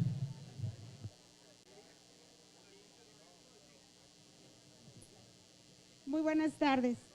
Maestra, tenemos una duda que surgió en los consejos técnicos de zona y también en los de las escuelas. Era con respecto al nivel de educación secundaria técnica cuando estuvimos analizando la jornada escolar, ese periodo lectivo que viene en lo que es integración curricular. Venían los propósitos, viene la integración, pero sí nos gustaría, si usted trae información, porque a lo mejor para nuestro nivel, por la misma organización de secundarias técnicas y generales, porque veníamos juntas, ¿no? En ese anexo, quisiéramos ver si nos pudiera, pues, dejar un poquito más claro cómo es que ustedes han visualizado que lo podemos trabajar en nuestros niveles. Gracias. Bueno, una primera cosa, después de la pandemia, hubo a nivel mundial, no es un problema de México, hubo incluso una reconsideración del planteamiento curricular. No es solamente una reconsideración de la escuela, es una reconsideración del planteamiento curricular. Si los planes y programas de estudio tenían que seguir como estaban, cuando la escuela estaba cambiando de tal manera y tenía que cambiar ante la crisis humanitaria más grande del último siglo. O sea, no estamos hablando de cualquier cosa, estamos hablando de la crisis civilizatoria, no estamos hablando de una crisis de salud, sino el problema concreto que se tuvo que pensar la humanidad, incluso de decir, ante el hecho de que una persona mayor de 60 años esté gravemente enferma de COVID y haya uno de 18, ¿qué decisión ética y moral tenemos que tomar frente a esa situación? O sea, no es un asunto solamente, digamos, individual, es un asunto social. Ante esa situación, muchos de los investigadores y de los trabajadores de la escuela se plantearon si iba a tener que seguir igual el diseño de los planes de estudio, si se iba a tener que seguir de la misma manera. Y entonces empiezan a aparecer, pero ya habían aparecido desde antes en otros lugares, es el caso de Holanda sin duda, o sea, el asunto de no iniciar, la misma manera que se había iniciado antes, presentando los diagnósticos que además ya todo el mundo sabe cuáles son. Ajá. Si se es indígena, si se es mujer, ¿sí? Y si se vive en ciertas comunidades rurales, por supuesto que el nivel educativo es terriblemente más bajo que el de un hombre en ciudad y en un lugar. Y esas estadísticas existen, ¿sí? ¿Qué fue lo que pasó en el campo curricular? Nadie sabía realmente por dónde iba a producirse las nuevas posibilidades de la escuela. Y se tomó una decisión, que en ese sentido es tal cual usted la señala, que se señalara la crisis civilizatoria y los problemas graves sociales, como la violencia, el problema de las desigualdades, el racismo, la discriminación, más que se centrara directamente en las cifras. No porque no las tengamos, las tenemos, ¿sí? Y hemos hecho los diagnósticos una y otra vez, y ahí sí me precio de conocer concretamente los múltiples diagnósticos de la humanidad. Pero en el caso concreto de este planteamiento se tuvo una lógica distinta y está apareciendo en otros lados, no solamente en el nuestro. En ese sentido, eso fue lo que se puso, y no es pobreza, sino es otro ángulo distinto. No estamos diciendo que no puedan aparecer de otra manera. Los ejes articuladores sí están ya desde los programas sintéticos, sí aparecen ya en los programas sintéticos, pero no aparecen necesariamente todos y de la misma manera. Aparecen énfasis de los ejes articuladores dependiendo del campo formativo. Hay campos formativos donde aparece un eje con mayor énfasis que otros ejes, pero seguramente a la hora que se haga el programa analítico, algunos de los colectivos dirán no, tenemos que poner énfasis en el eje articulador vida saludable, aunque en el programa sintético no necesariamente tenga ese énfasis, porque ustedes viven en otro lugar con otras condiciones. Bueno, entonces es interesante que ya aparecen en los programas sintéticos. Va trabajándose todo el asunto de vida saludable o todo el asunto de igualdad de género, cuando en ética, naturaleza y sociedad se trabaja cuáles son los roles específicos que los sujetos de una familia establecen alrededor, por ejemplo, de preparar la mesa. Simplemente, ¿quién pone la mesa a la hora de la comida? ¿Quién prepara los alimentos? ¿Cómo se distribuyen las tareas del hogar? ¿Cómo se establecen los horarios específicos? ¿Quién cuida a la familia? ¿Quién cuida a las mascotas? ¿Quién se hace cargo de los niños y las niñas? Es en el programa de ética natural. Están integrados, pero evidentemente necesitan ser recreados, no basta con eso que está ahí. El otro asunto es el plan escolar de mejora continua. Ya no está, o sea, ustedes siguen trabajando con eso, pero el asunto es que algunos de los elementos que están en el programa, como diagnóstico de cuál es la situación de los problemas de aprendizaje de los niños, por supuesto que se puede traer al programa analítico, pero no todo lo que está en el programa de mejora de la calidad corresponde a las partes pedagógicas y didácticas. Hay muchas partes que tienen que ver con la infraestructura, que tienen que ver con la gestión. Esas no se incorporan al programa analítico porque no corresponden al programa analítico. El programa analítico tiene un centro fundamental que es el problema de los conocimientos, el aprendizaje, el problema académico. Es lo que está ahí, es el centro, es el corazón del programa analítico. Si hay algo en el programa de mejora continua que abona al programa analítico, por supuesto que hay que traerlo, y no solamente hay que traerlo, es casi una de las fuentes principales, digamos, ¿no? ¿De qué forma dice se va a continuar el programa, se van a continuar los programas analíticos? Una parte muy importante es que este tránsito entre programa sintético, estamos en el programa analítico, y luego el tránsito a la planificación didáctica, tendrá que ver también con las características de cada estructura colectiva. A veces no es tan fácil, algunos ya venían trabajando así, hay muchos colectivos que ya venían trabajando de esa manera. Les cuento el caso de una secundaria, claro, una secundaria muy grande, en el estado de Morelos. En el estado de Morelos ya venían trabajando en una secundaria con lo que llaman ellos el aula unitaria.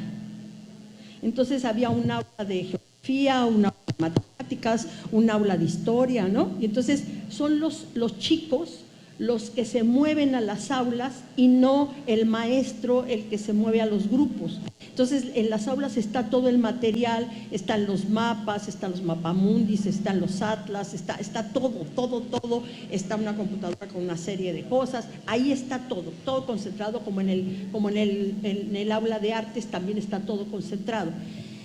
Ellos ya estaban trabajando de esa manera y lo que están haciendo ahora es recrear un poco ese asunto y viendo hasta dónde da para hacer un programa analítico por proyectos. Ellos de hecho hacen proyecto de escuela, o en la primaria de Zapopan en Guadalajara, que ya hacen proyectos de escuela, por eso hacen el proyecto de convivencia con la familia, un proyecto de escuela, hacen un proyecto de escuela que tiene que ver con cuidado y buen trato entre los adolescentes, o el caso de Tijuana.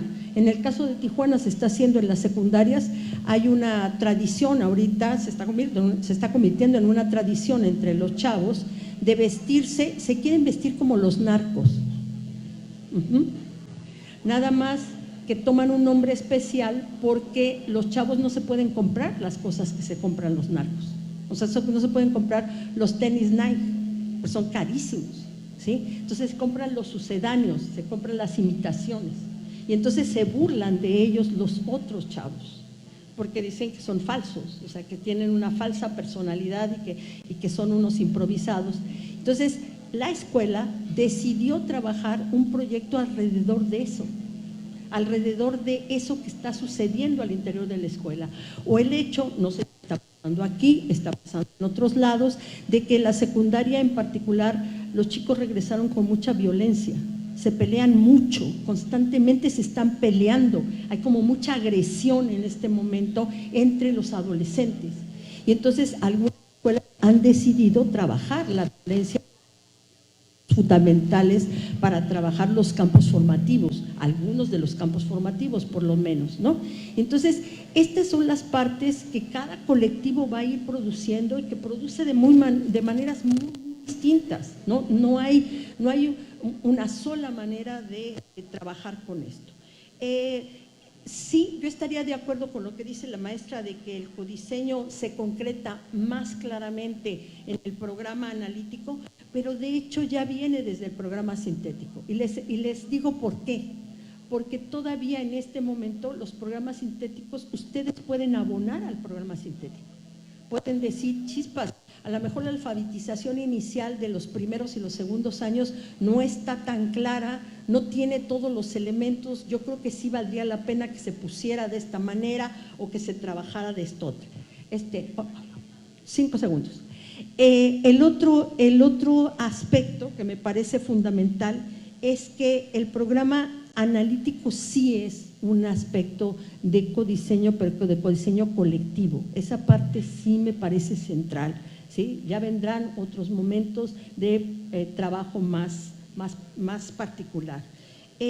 Lo de las secundarias técnicas, particularmente a mí me están interesando en este momento las secundarias técnicas. No pensé que me iban a interesar. Yo he trabajado mucho más con telesecundarias que con secundarias técnicas.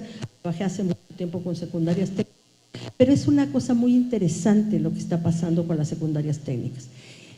Se están empezando, sobre todo con el campo de lo humano y lo comunitario y con el campo de saberes y pensamiento matemático, tratando de reconformar la parte tecnológica. O sea, ¿dónde exactamente están las tecnologías?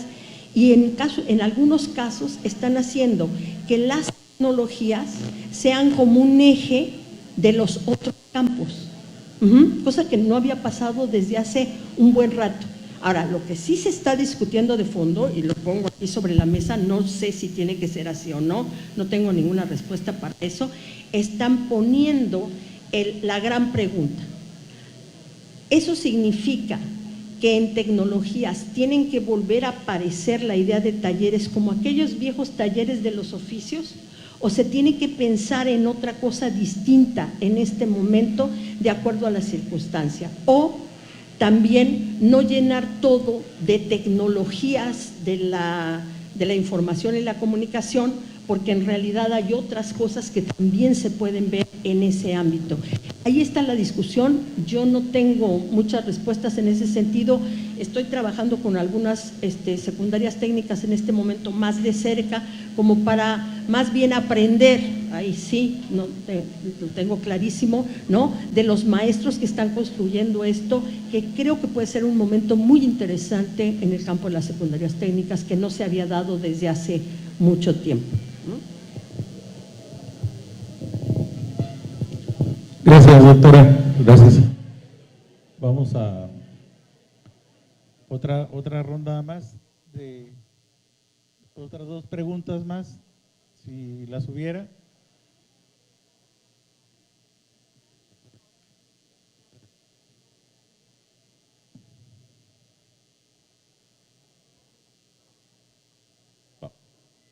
Vamos a esperar. Franco. Maestra, vamos a dar la oportunidad acá a la maestra, por favor, para… ¿Quién está? La maestra, y luego acá cerramos con el maestro. Gracias. Sí. Buenas tardes, doctora. Una pregunta con relación a los contenidos del programa sintético. Bien, ya vamos a pensar que estamos elaborando nuestro programa analítico, hicimos muy bien el primer plano, nuestra lectura de la realidad, tenemos un diagnóstico integral muy bien elaborado, ¿no? Entonces nos vamos al programa sintético y seleccionamos aquellos contenidos que obedecen a las necesidades, a las características, a los intereses de nuestra escuela, de nuestra comunidad. Ok, y ya nos damos a la tarea de el codiseño y todo eso. ¿Qué va a pasar con aquellos contenidos del programa sintético que no fueron incluidos? ¿Sí? Nosotros nos preguntamos al interior del Consejo Técnico de Zona, de nuestros consejos escolares, ¿habrá un mínimo de contenidos? Sabemos que son del programa sintético, que sí es el carácter nacional, ¿verdad? Que es lo que nos va a garantizar lograr ese perfil de egreso, desde luego con los ejes articuladores. Esa sería nuestra inquietud. Gracias.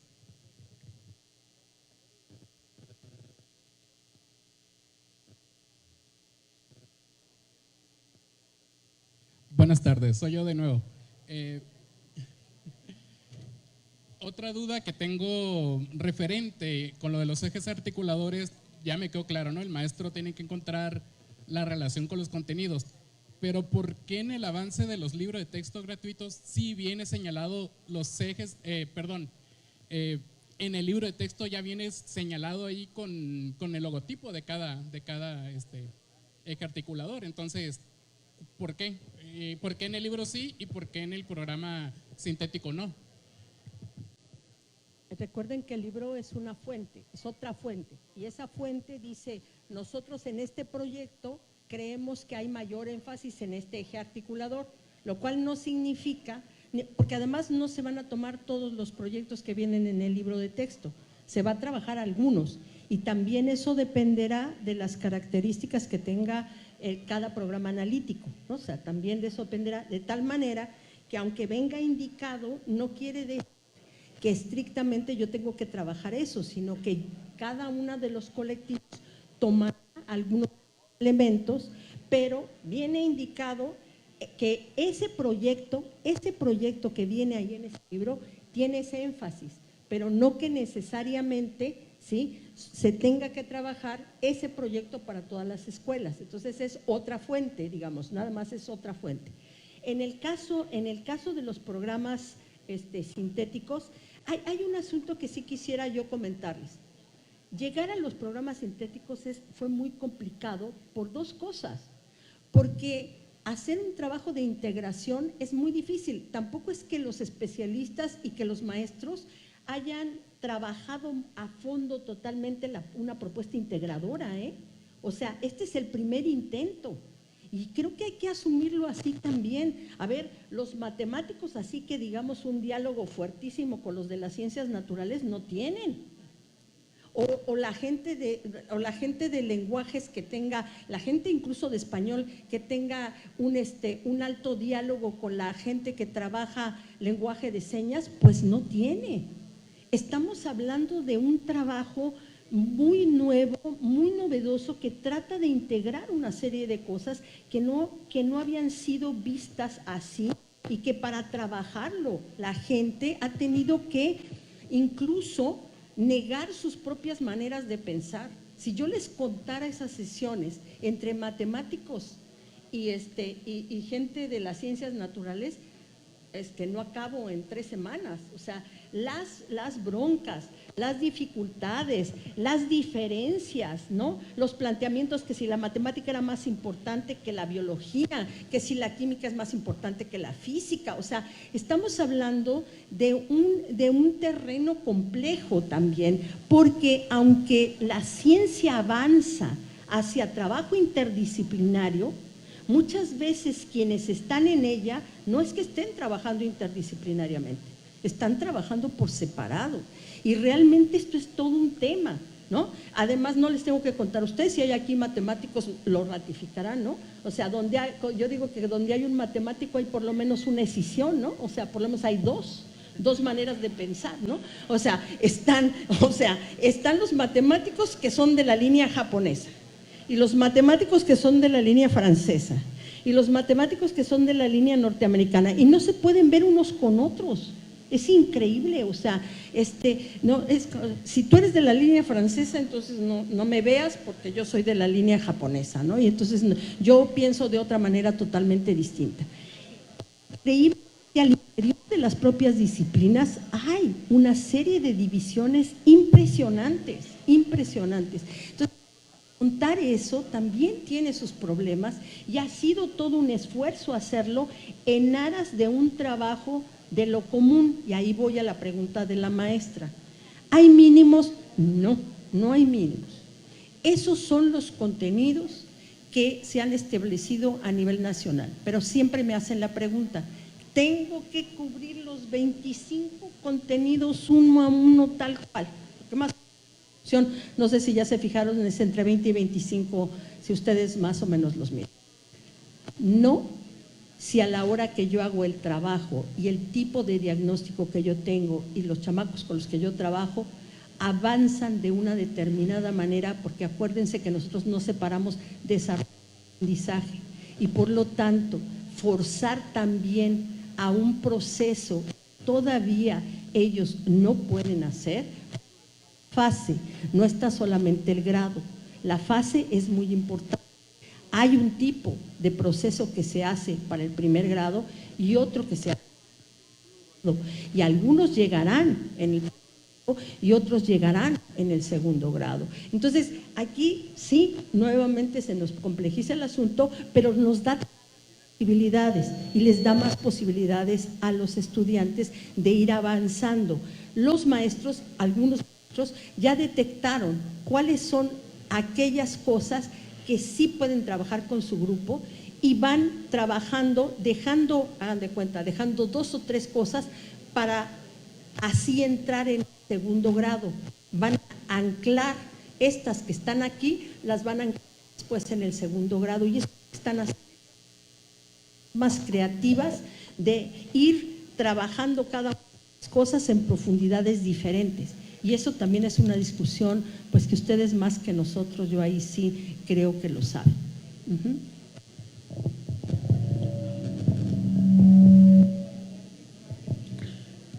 Gracias, doctora. Vamos a cerrar con esto. Una pregunta más. Acá al fondo, maestro.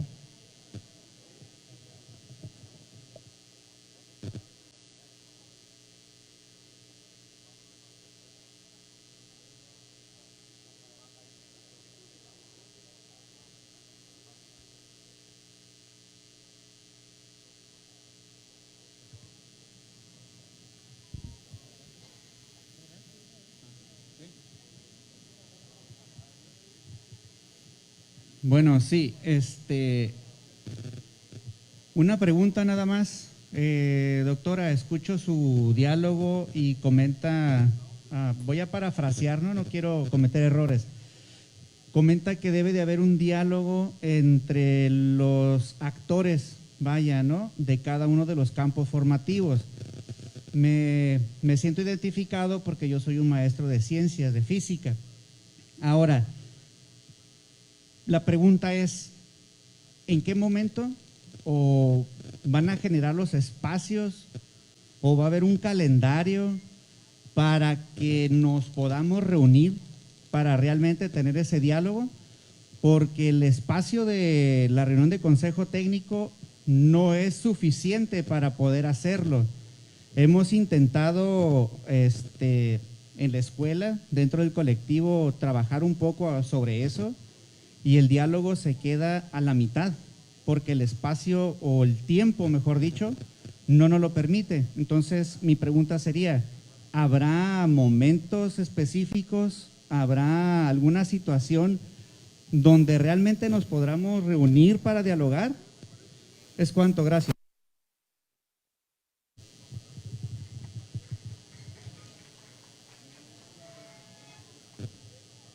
Buenas tardes.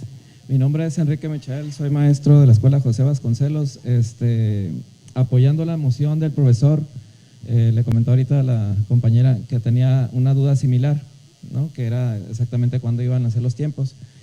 Y sumándole a lo que comentaba el profesor, habrá los espacios no solamente estipulados, sino el trabajo colaborativo entre escuelas, entre niveles y entre academias, de tal manera que se pueda enriquecer todo el trabajo en cuestiones de la vinculación de los ejes articuladores y los campos formativos con una mayor certeza y con una mayor pluriculturalidad, en donde podamos ver que las capacidades de cada maestro, las experiencias de cada maestro, los contextos diversos en los que se encuentra cada maestro en las diferentes escuelas e incluso a nivel estatal, pueden enriquecer bastante para que tengan un mayor sentido de pertenencia a los estudiantes. ¿Por qué? Porque hay mucha demanda, por ejemplo, en Cabo San Lucas, con alumnos que son pues migrantes, ¿no? Y en todo el estado hay muchos cambios en las escuelas de alumnos de una escuela a otra, de un turno a otro. Entonces, creo yo que este dinamismo sí requeriría de un espacio que se nos brinde, en donde se establezcan fechas, en donde se ofrezcan horarios, y que sea un espacio no tan reducido como un consejo técnico, en los que es importante el consejo técnico, pero también es importante trabajar pues la otra parte que ya viene a ser del plan. A ver, el trabajo sí que amerita este tipo de encuentros que ustedes están diciendo. O sea, no hay de otra, ¿sí? O sea, si estamos diciendo que lo que se tiene que hacer es un trabajo colegiado y todo esto. ¿Cuál es el problema? El problema es que un plan de estudios como este también pone en cuestionamiento al sistema educativo nacional, ¿sí? Quiero ser clara. O sea, cuestiona las formas como está estructurado todo, ¿sí? Y que además no es fácil echarlo para atrás, porque realmente el sistema es un sistema duro, ¿sí? Es un sistema complicado. Somos parte de un sistema muy, muy complicado, muy anquilosado y con formas que ya están muy establecidas, ¿sí? ¿Se requiere otras formas? Sí, se los firmo sin ningún problema. O sea, no tengo ningún problema. ¿Se requiere esos espacios? Sí, se requiere esos espacios. ¿Se ha pensado en otras formas? Bueno, yo no voy a decir eso porque aquí está Rodrigo. Yo sí puedo decir lo de la pedagógica. La pedagógica sí plantea, o sea, sí quiere plantear otras formas y va a trabajar con otras formas, ¿sí? ¿Sí? Y ellos también, formación docente la hacen. Pero abrir esos espacios cuesta mucho trabajo. Porque no solamente, o sea, cuando hablo del sistema hablo de todos nosotros, no hablo de las autoridades, hablo de todos nosotros, estoy yo ahí en ese sistema. Es un sistema duro, es un sistema estructurado de una determinada manera y cada vez que se mueve algo se arman una serie de condiciones muy distintas. sí que valdría la pena hacer la relación entre las escuelas, entre las academias, en un país pluricultural y plurilingüe. O sea, no hay de otra. ¿Cómo hacer eso? ¿Cómo hacer eso? Yo no tengo la respuesta. Yo lo que tengo es el asunto. ¿Cómo hacer eso? Cuando, por ejemplo, en el caso concreto de las secundarias, hay una estructura de determinada característica que tiene una relación laboral específica, es muy complicado, mucho más complicado de la buena intención que uno pueda tener, ¿sí? Que se tiene que hacer, no me queda duda de que se tiene que hacer, ¿sí? Pero que la situación específica de cada uno de los niveles y del sistema en lo general plantea un gran reto, sí, porque hay que mover muchas cosas, ¿sí? No es solamente y eso lo dice, no sé si se recuerdan en el plan de estudios en la última parte donde dice la gestión, ¿no? Dice, si no cambia también el sistema educativo, pues va a estar un poquito compleja la cosa, ¿no? ¿Por qué? Porque ahí está también una forma de hacer las cosas que ha venido quedándose durante mucho tiempo. Hoy hay necesidad de cambiar también eso, pero eso sí que me parece que va a llevar su tiempo. Lo que sí creo que puede pasar, y lo digo por otros lugares que yo he visto, no puedo decir que se puede generalizar, simplemente estoy diciendo que hay algunos lugares donde eso se puede plantear, ¿sí? Que los docentes se empiezan a organizar de otra manera, ¿sí? Y respetan como ciertas maneras. Voy a decir el caso otra vez del estado de Morelos, lo que yo vi. Cuando hay una concentración mayor de docentes, donde los docentes pueden ir en ese horario porque sabemos que andan de un lado para otro los maestros de escuelas secundarias, donde pueden mantener un mayor número de tiempo, ahí es donde están trabajando fundamentalmente, ¿sí? No es lo ideal, no es lo ideal, pero es el trabajo que se puede armar en este momento. Creo que vamos a tener que buscar otras maneras, otras formas y otro trabajo. Ya fue una ganancia, y aquí está Rodrigo, ya fue una ganancia el Consejo Técnico. Perdón, pero ya fue una ganancia. O sea, esto que hoy lo vemos limitado ya fue una ganancia, porque el Consejo Técnico no era para eso, ¿eh? El Consejo Técnico era para llenar formatos, discúlpenme ustedes, ¿sí? Y si en otro lado hacían otra cosa, pues felicidades, los felicito. Pero el Consejo Técnico no era necesariamente para discutir cuestiones académicas, ¿sí? No era necesariamente para discutir cuestiones académicas. Y hoy se ha abierto una posibilidad. No digo que sea la mejor, no digo que sea la única y no digo que sea la más importante. Lo único que digo es que pues ahí vamos avanzando, porque tenemos que avanzar de alguna manera, porque insisto, el sistema no es durito, ¿no? El sistema, todos nosotros incluso, ¿eh? Cuando digo el sistema no digo allá ellos, yo digo nosotros todos, ¿sí? Es la misma idea esta, ¿no? De no queremos formatos, ¿no? Ese era el grito de muchos de nosotros, y ahora sí queremos formatos, ¿no? Entonces, es difícil, no es fácil enfrentar esto, pero creo que por algún lugar tenemos que empezar a trabajar. Y algunos grupos se están organizando. Yo ahora tengo una reunión con maestros de telesecundaria, maestros de secundarias técnicas, que ellos se organizaron y que bueno, vamos a trabajar de conjunto para ver cómo le hacemos, cómo podemos ir trabajando más armónicamente, ¿no? Pero no es el caso para todos. Gracias.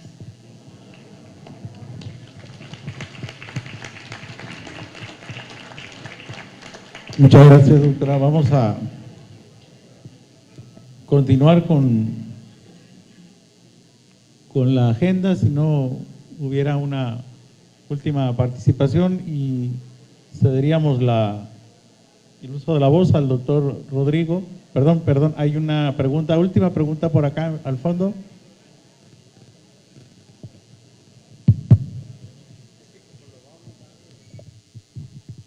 Muy buenas tardes, mi nombre es Ramón Magno Villa Bastida, director de escuelas secundarias.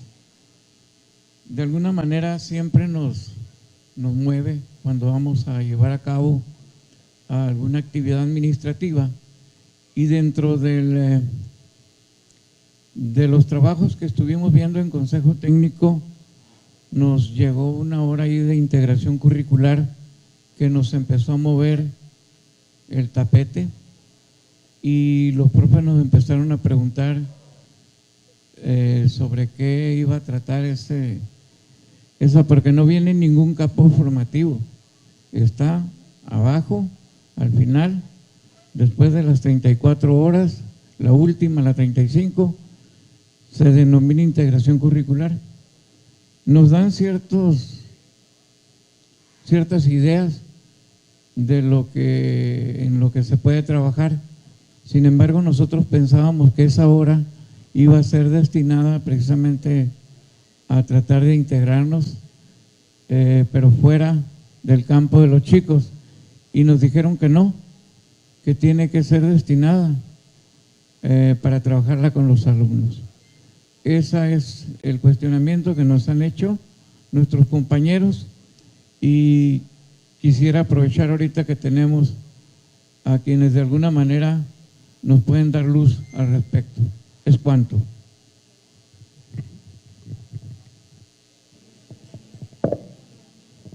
Perdón, pero no entendí muy bien la pregunta, porque no sé si se refiere a cómo está el planteamiento del plan de estudios, si es para secundaria, o sea, no entiendo muy bien en dónde está el plano, perdón. Sí, efectivamente es para secundaria, porque secundaria, de acuerdo a los campos formativos, llegan a 34 horas, son 5 días de 7 horas cada día. Entonces, contando las horas de los diferentes campos formativos, nos dan 34, y la última viene con un asterisco, es integración curricular, y hasta el final no corresponde a ninguno de los campos formativos. Por tanto, ¿qué perfil requiere el maestro que va a trabajar esta asignatura o de qué manera se va a llevar a cabo?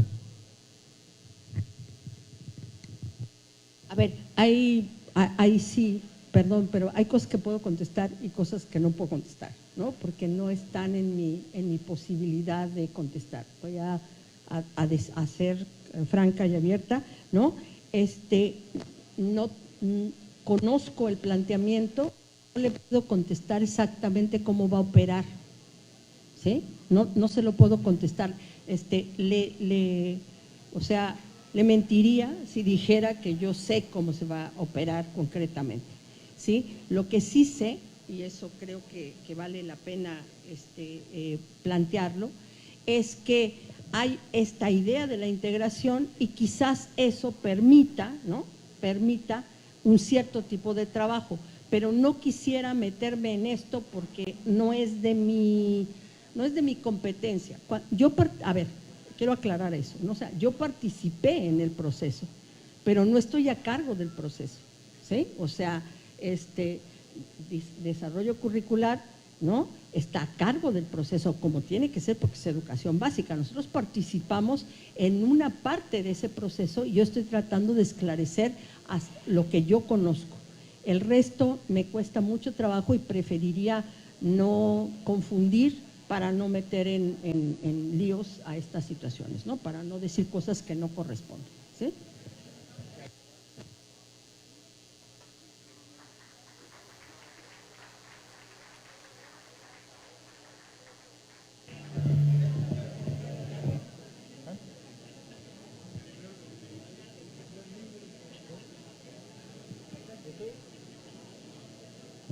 Muy bien, vamos a continuar con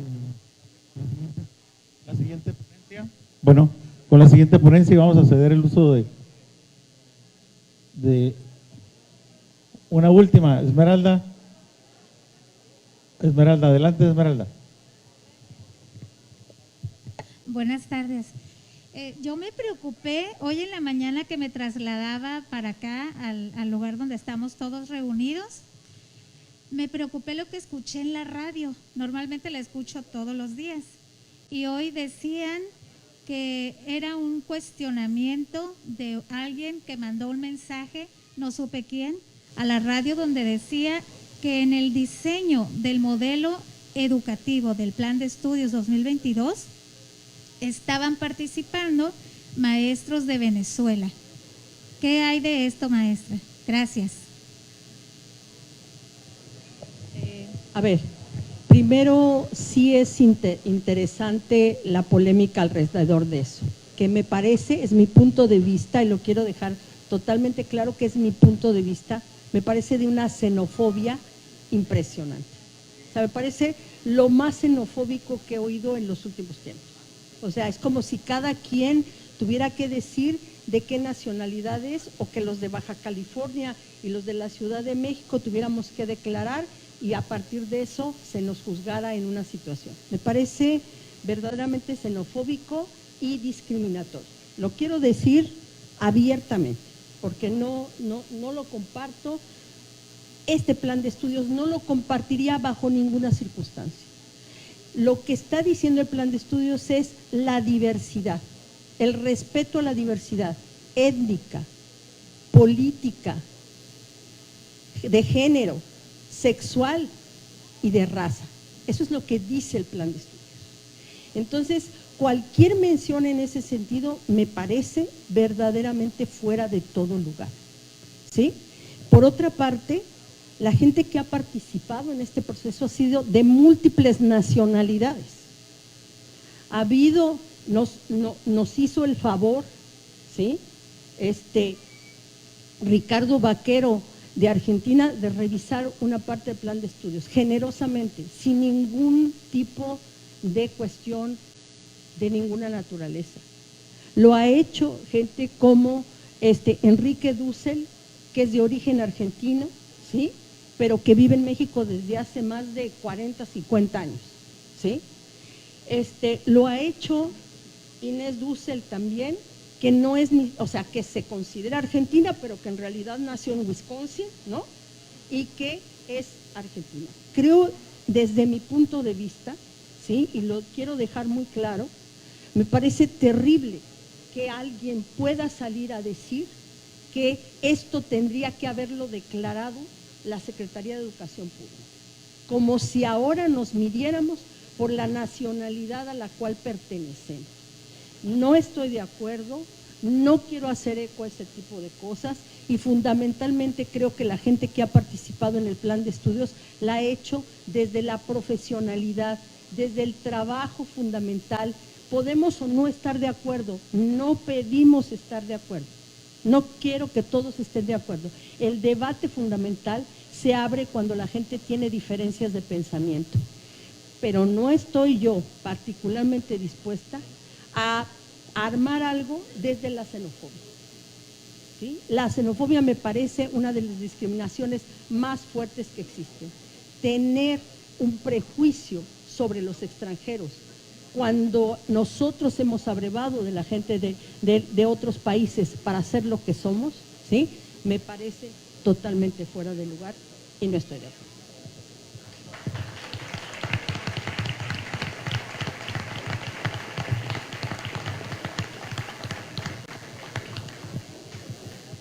Bueno, muy bien. Muchas gracias por haber visto este video. Recuerda que puedes suscribirte al canal y activar la campanita para que te lleguen todas las notificaciones. Nada más ve a la campana y ponle todas. Que no se te olvide darle like al video, compartir y dejar algún comentario. Asimismo te invito a mis otros dos canales, que es Mate Vlogs y James Vlogs. Y te dejo con las recomendaciones de estos videos. Cuídate mucho. Bye.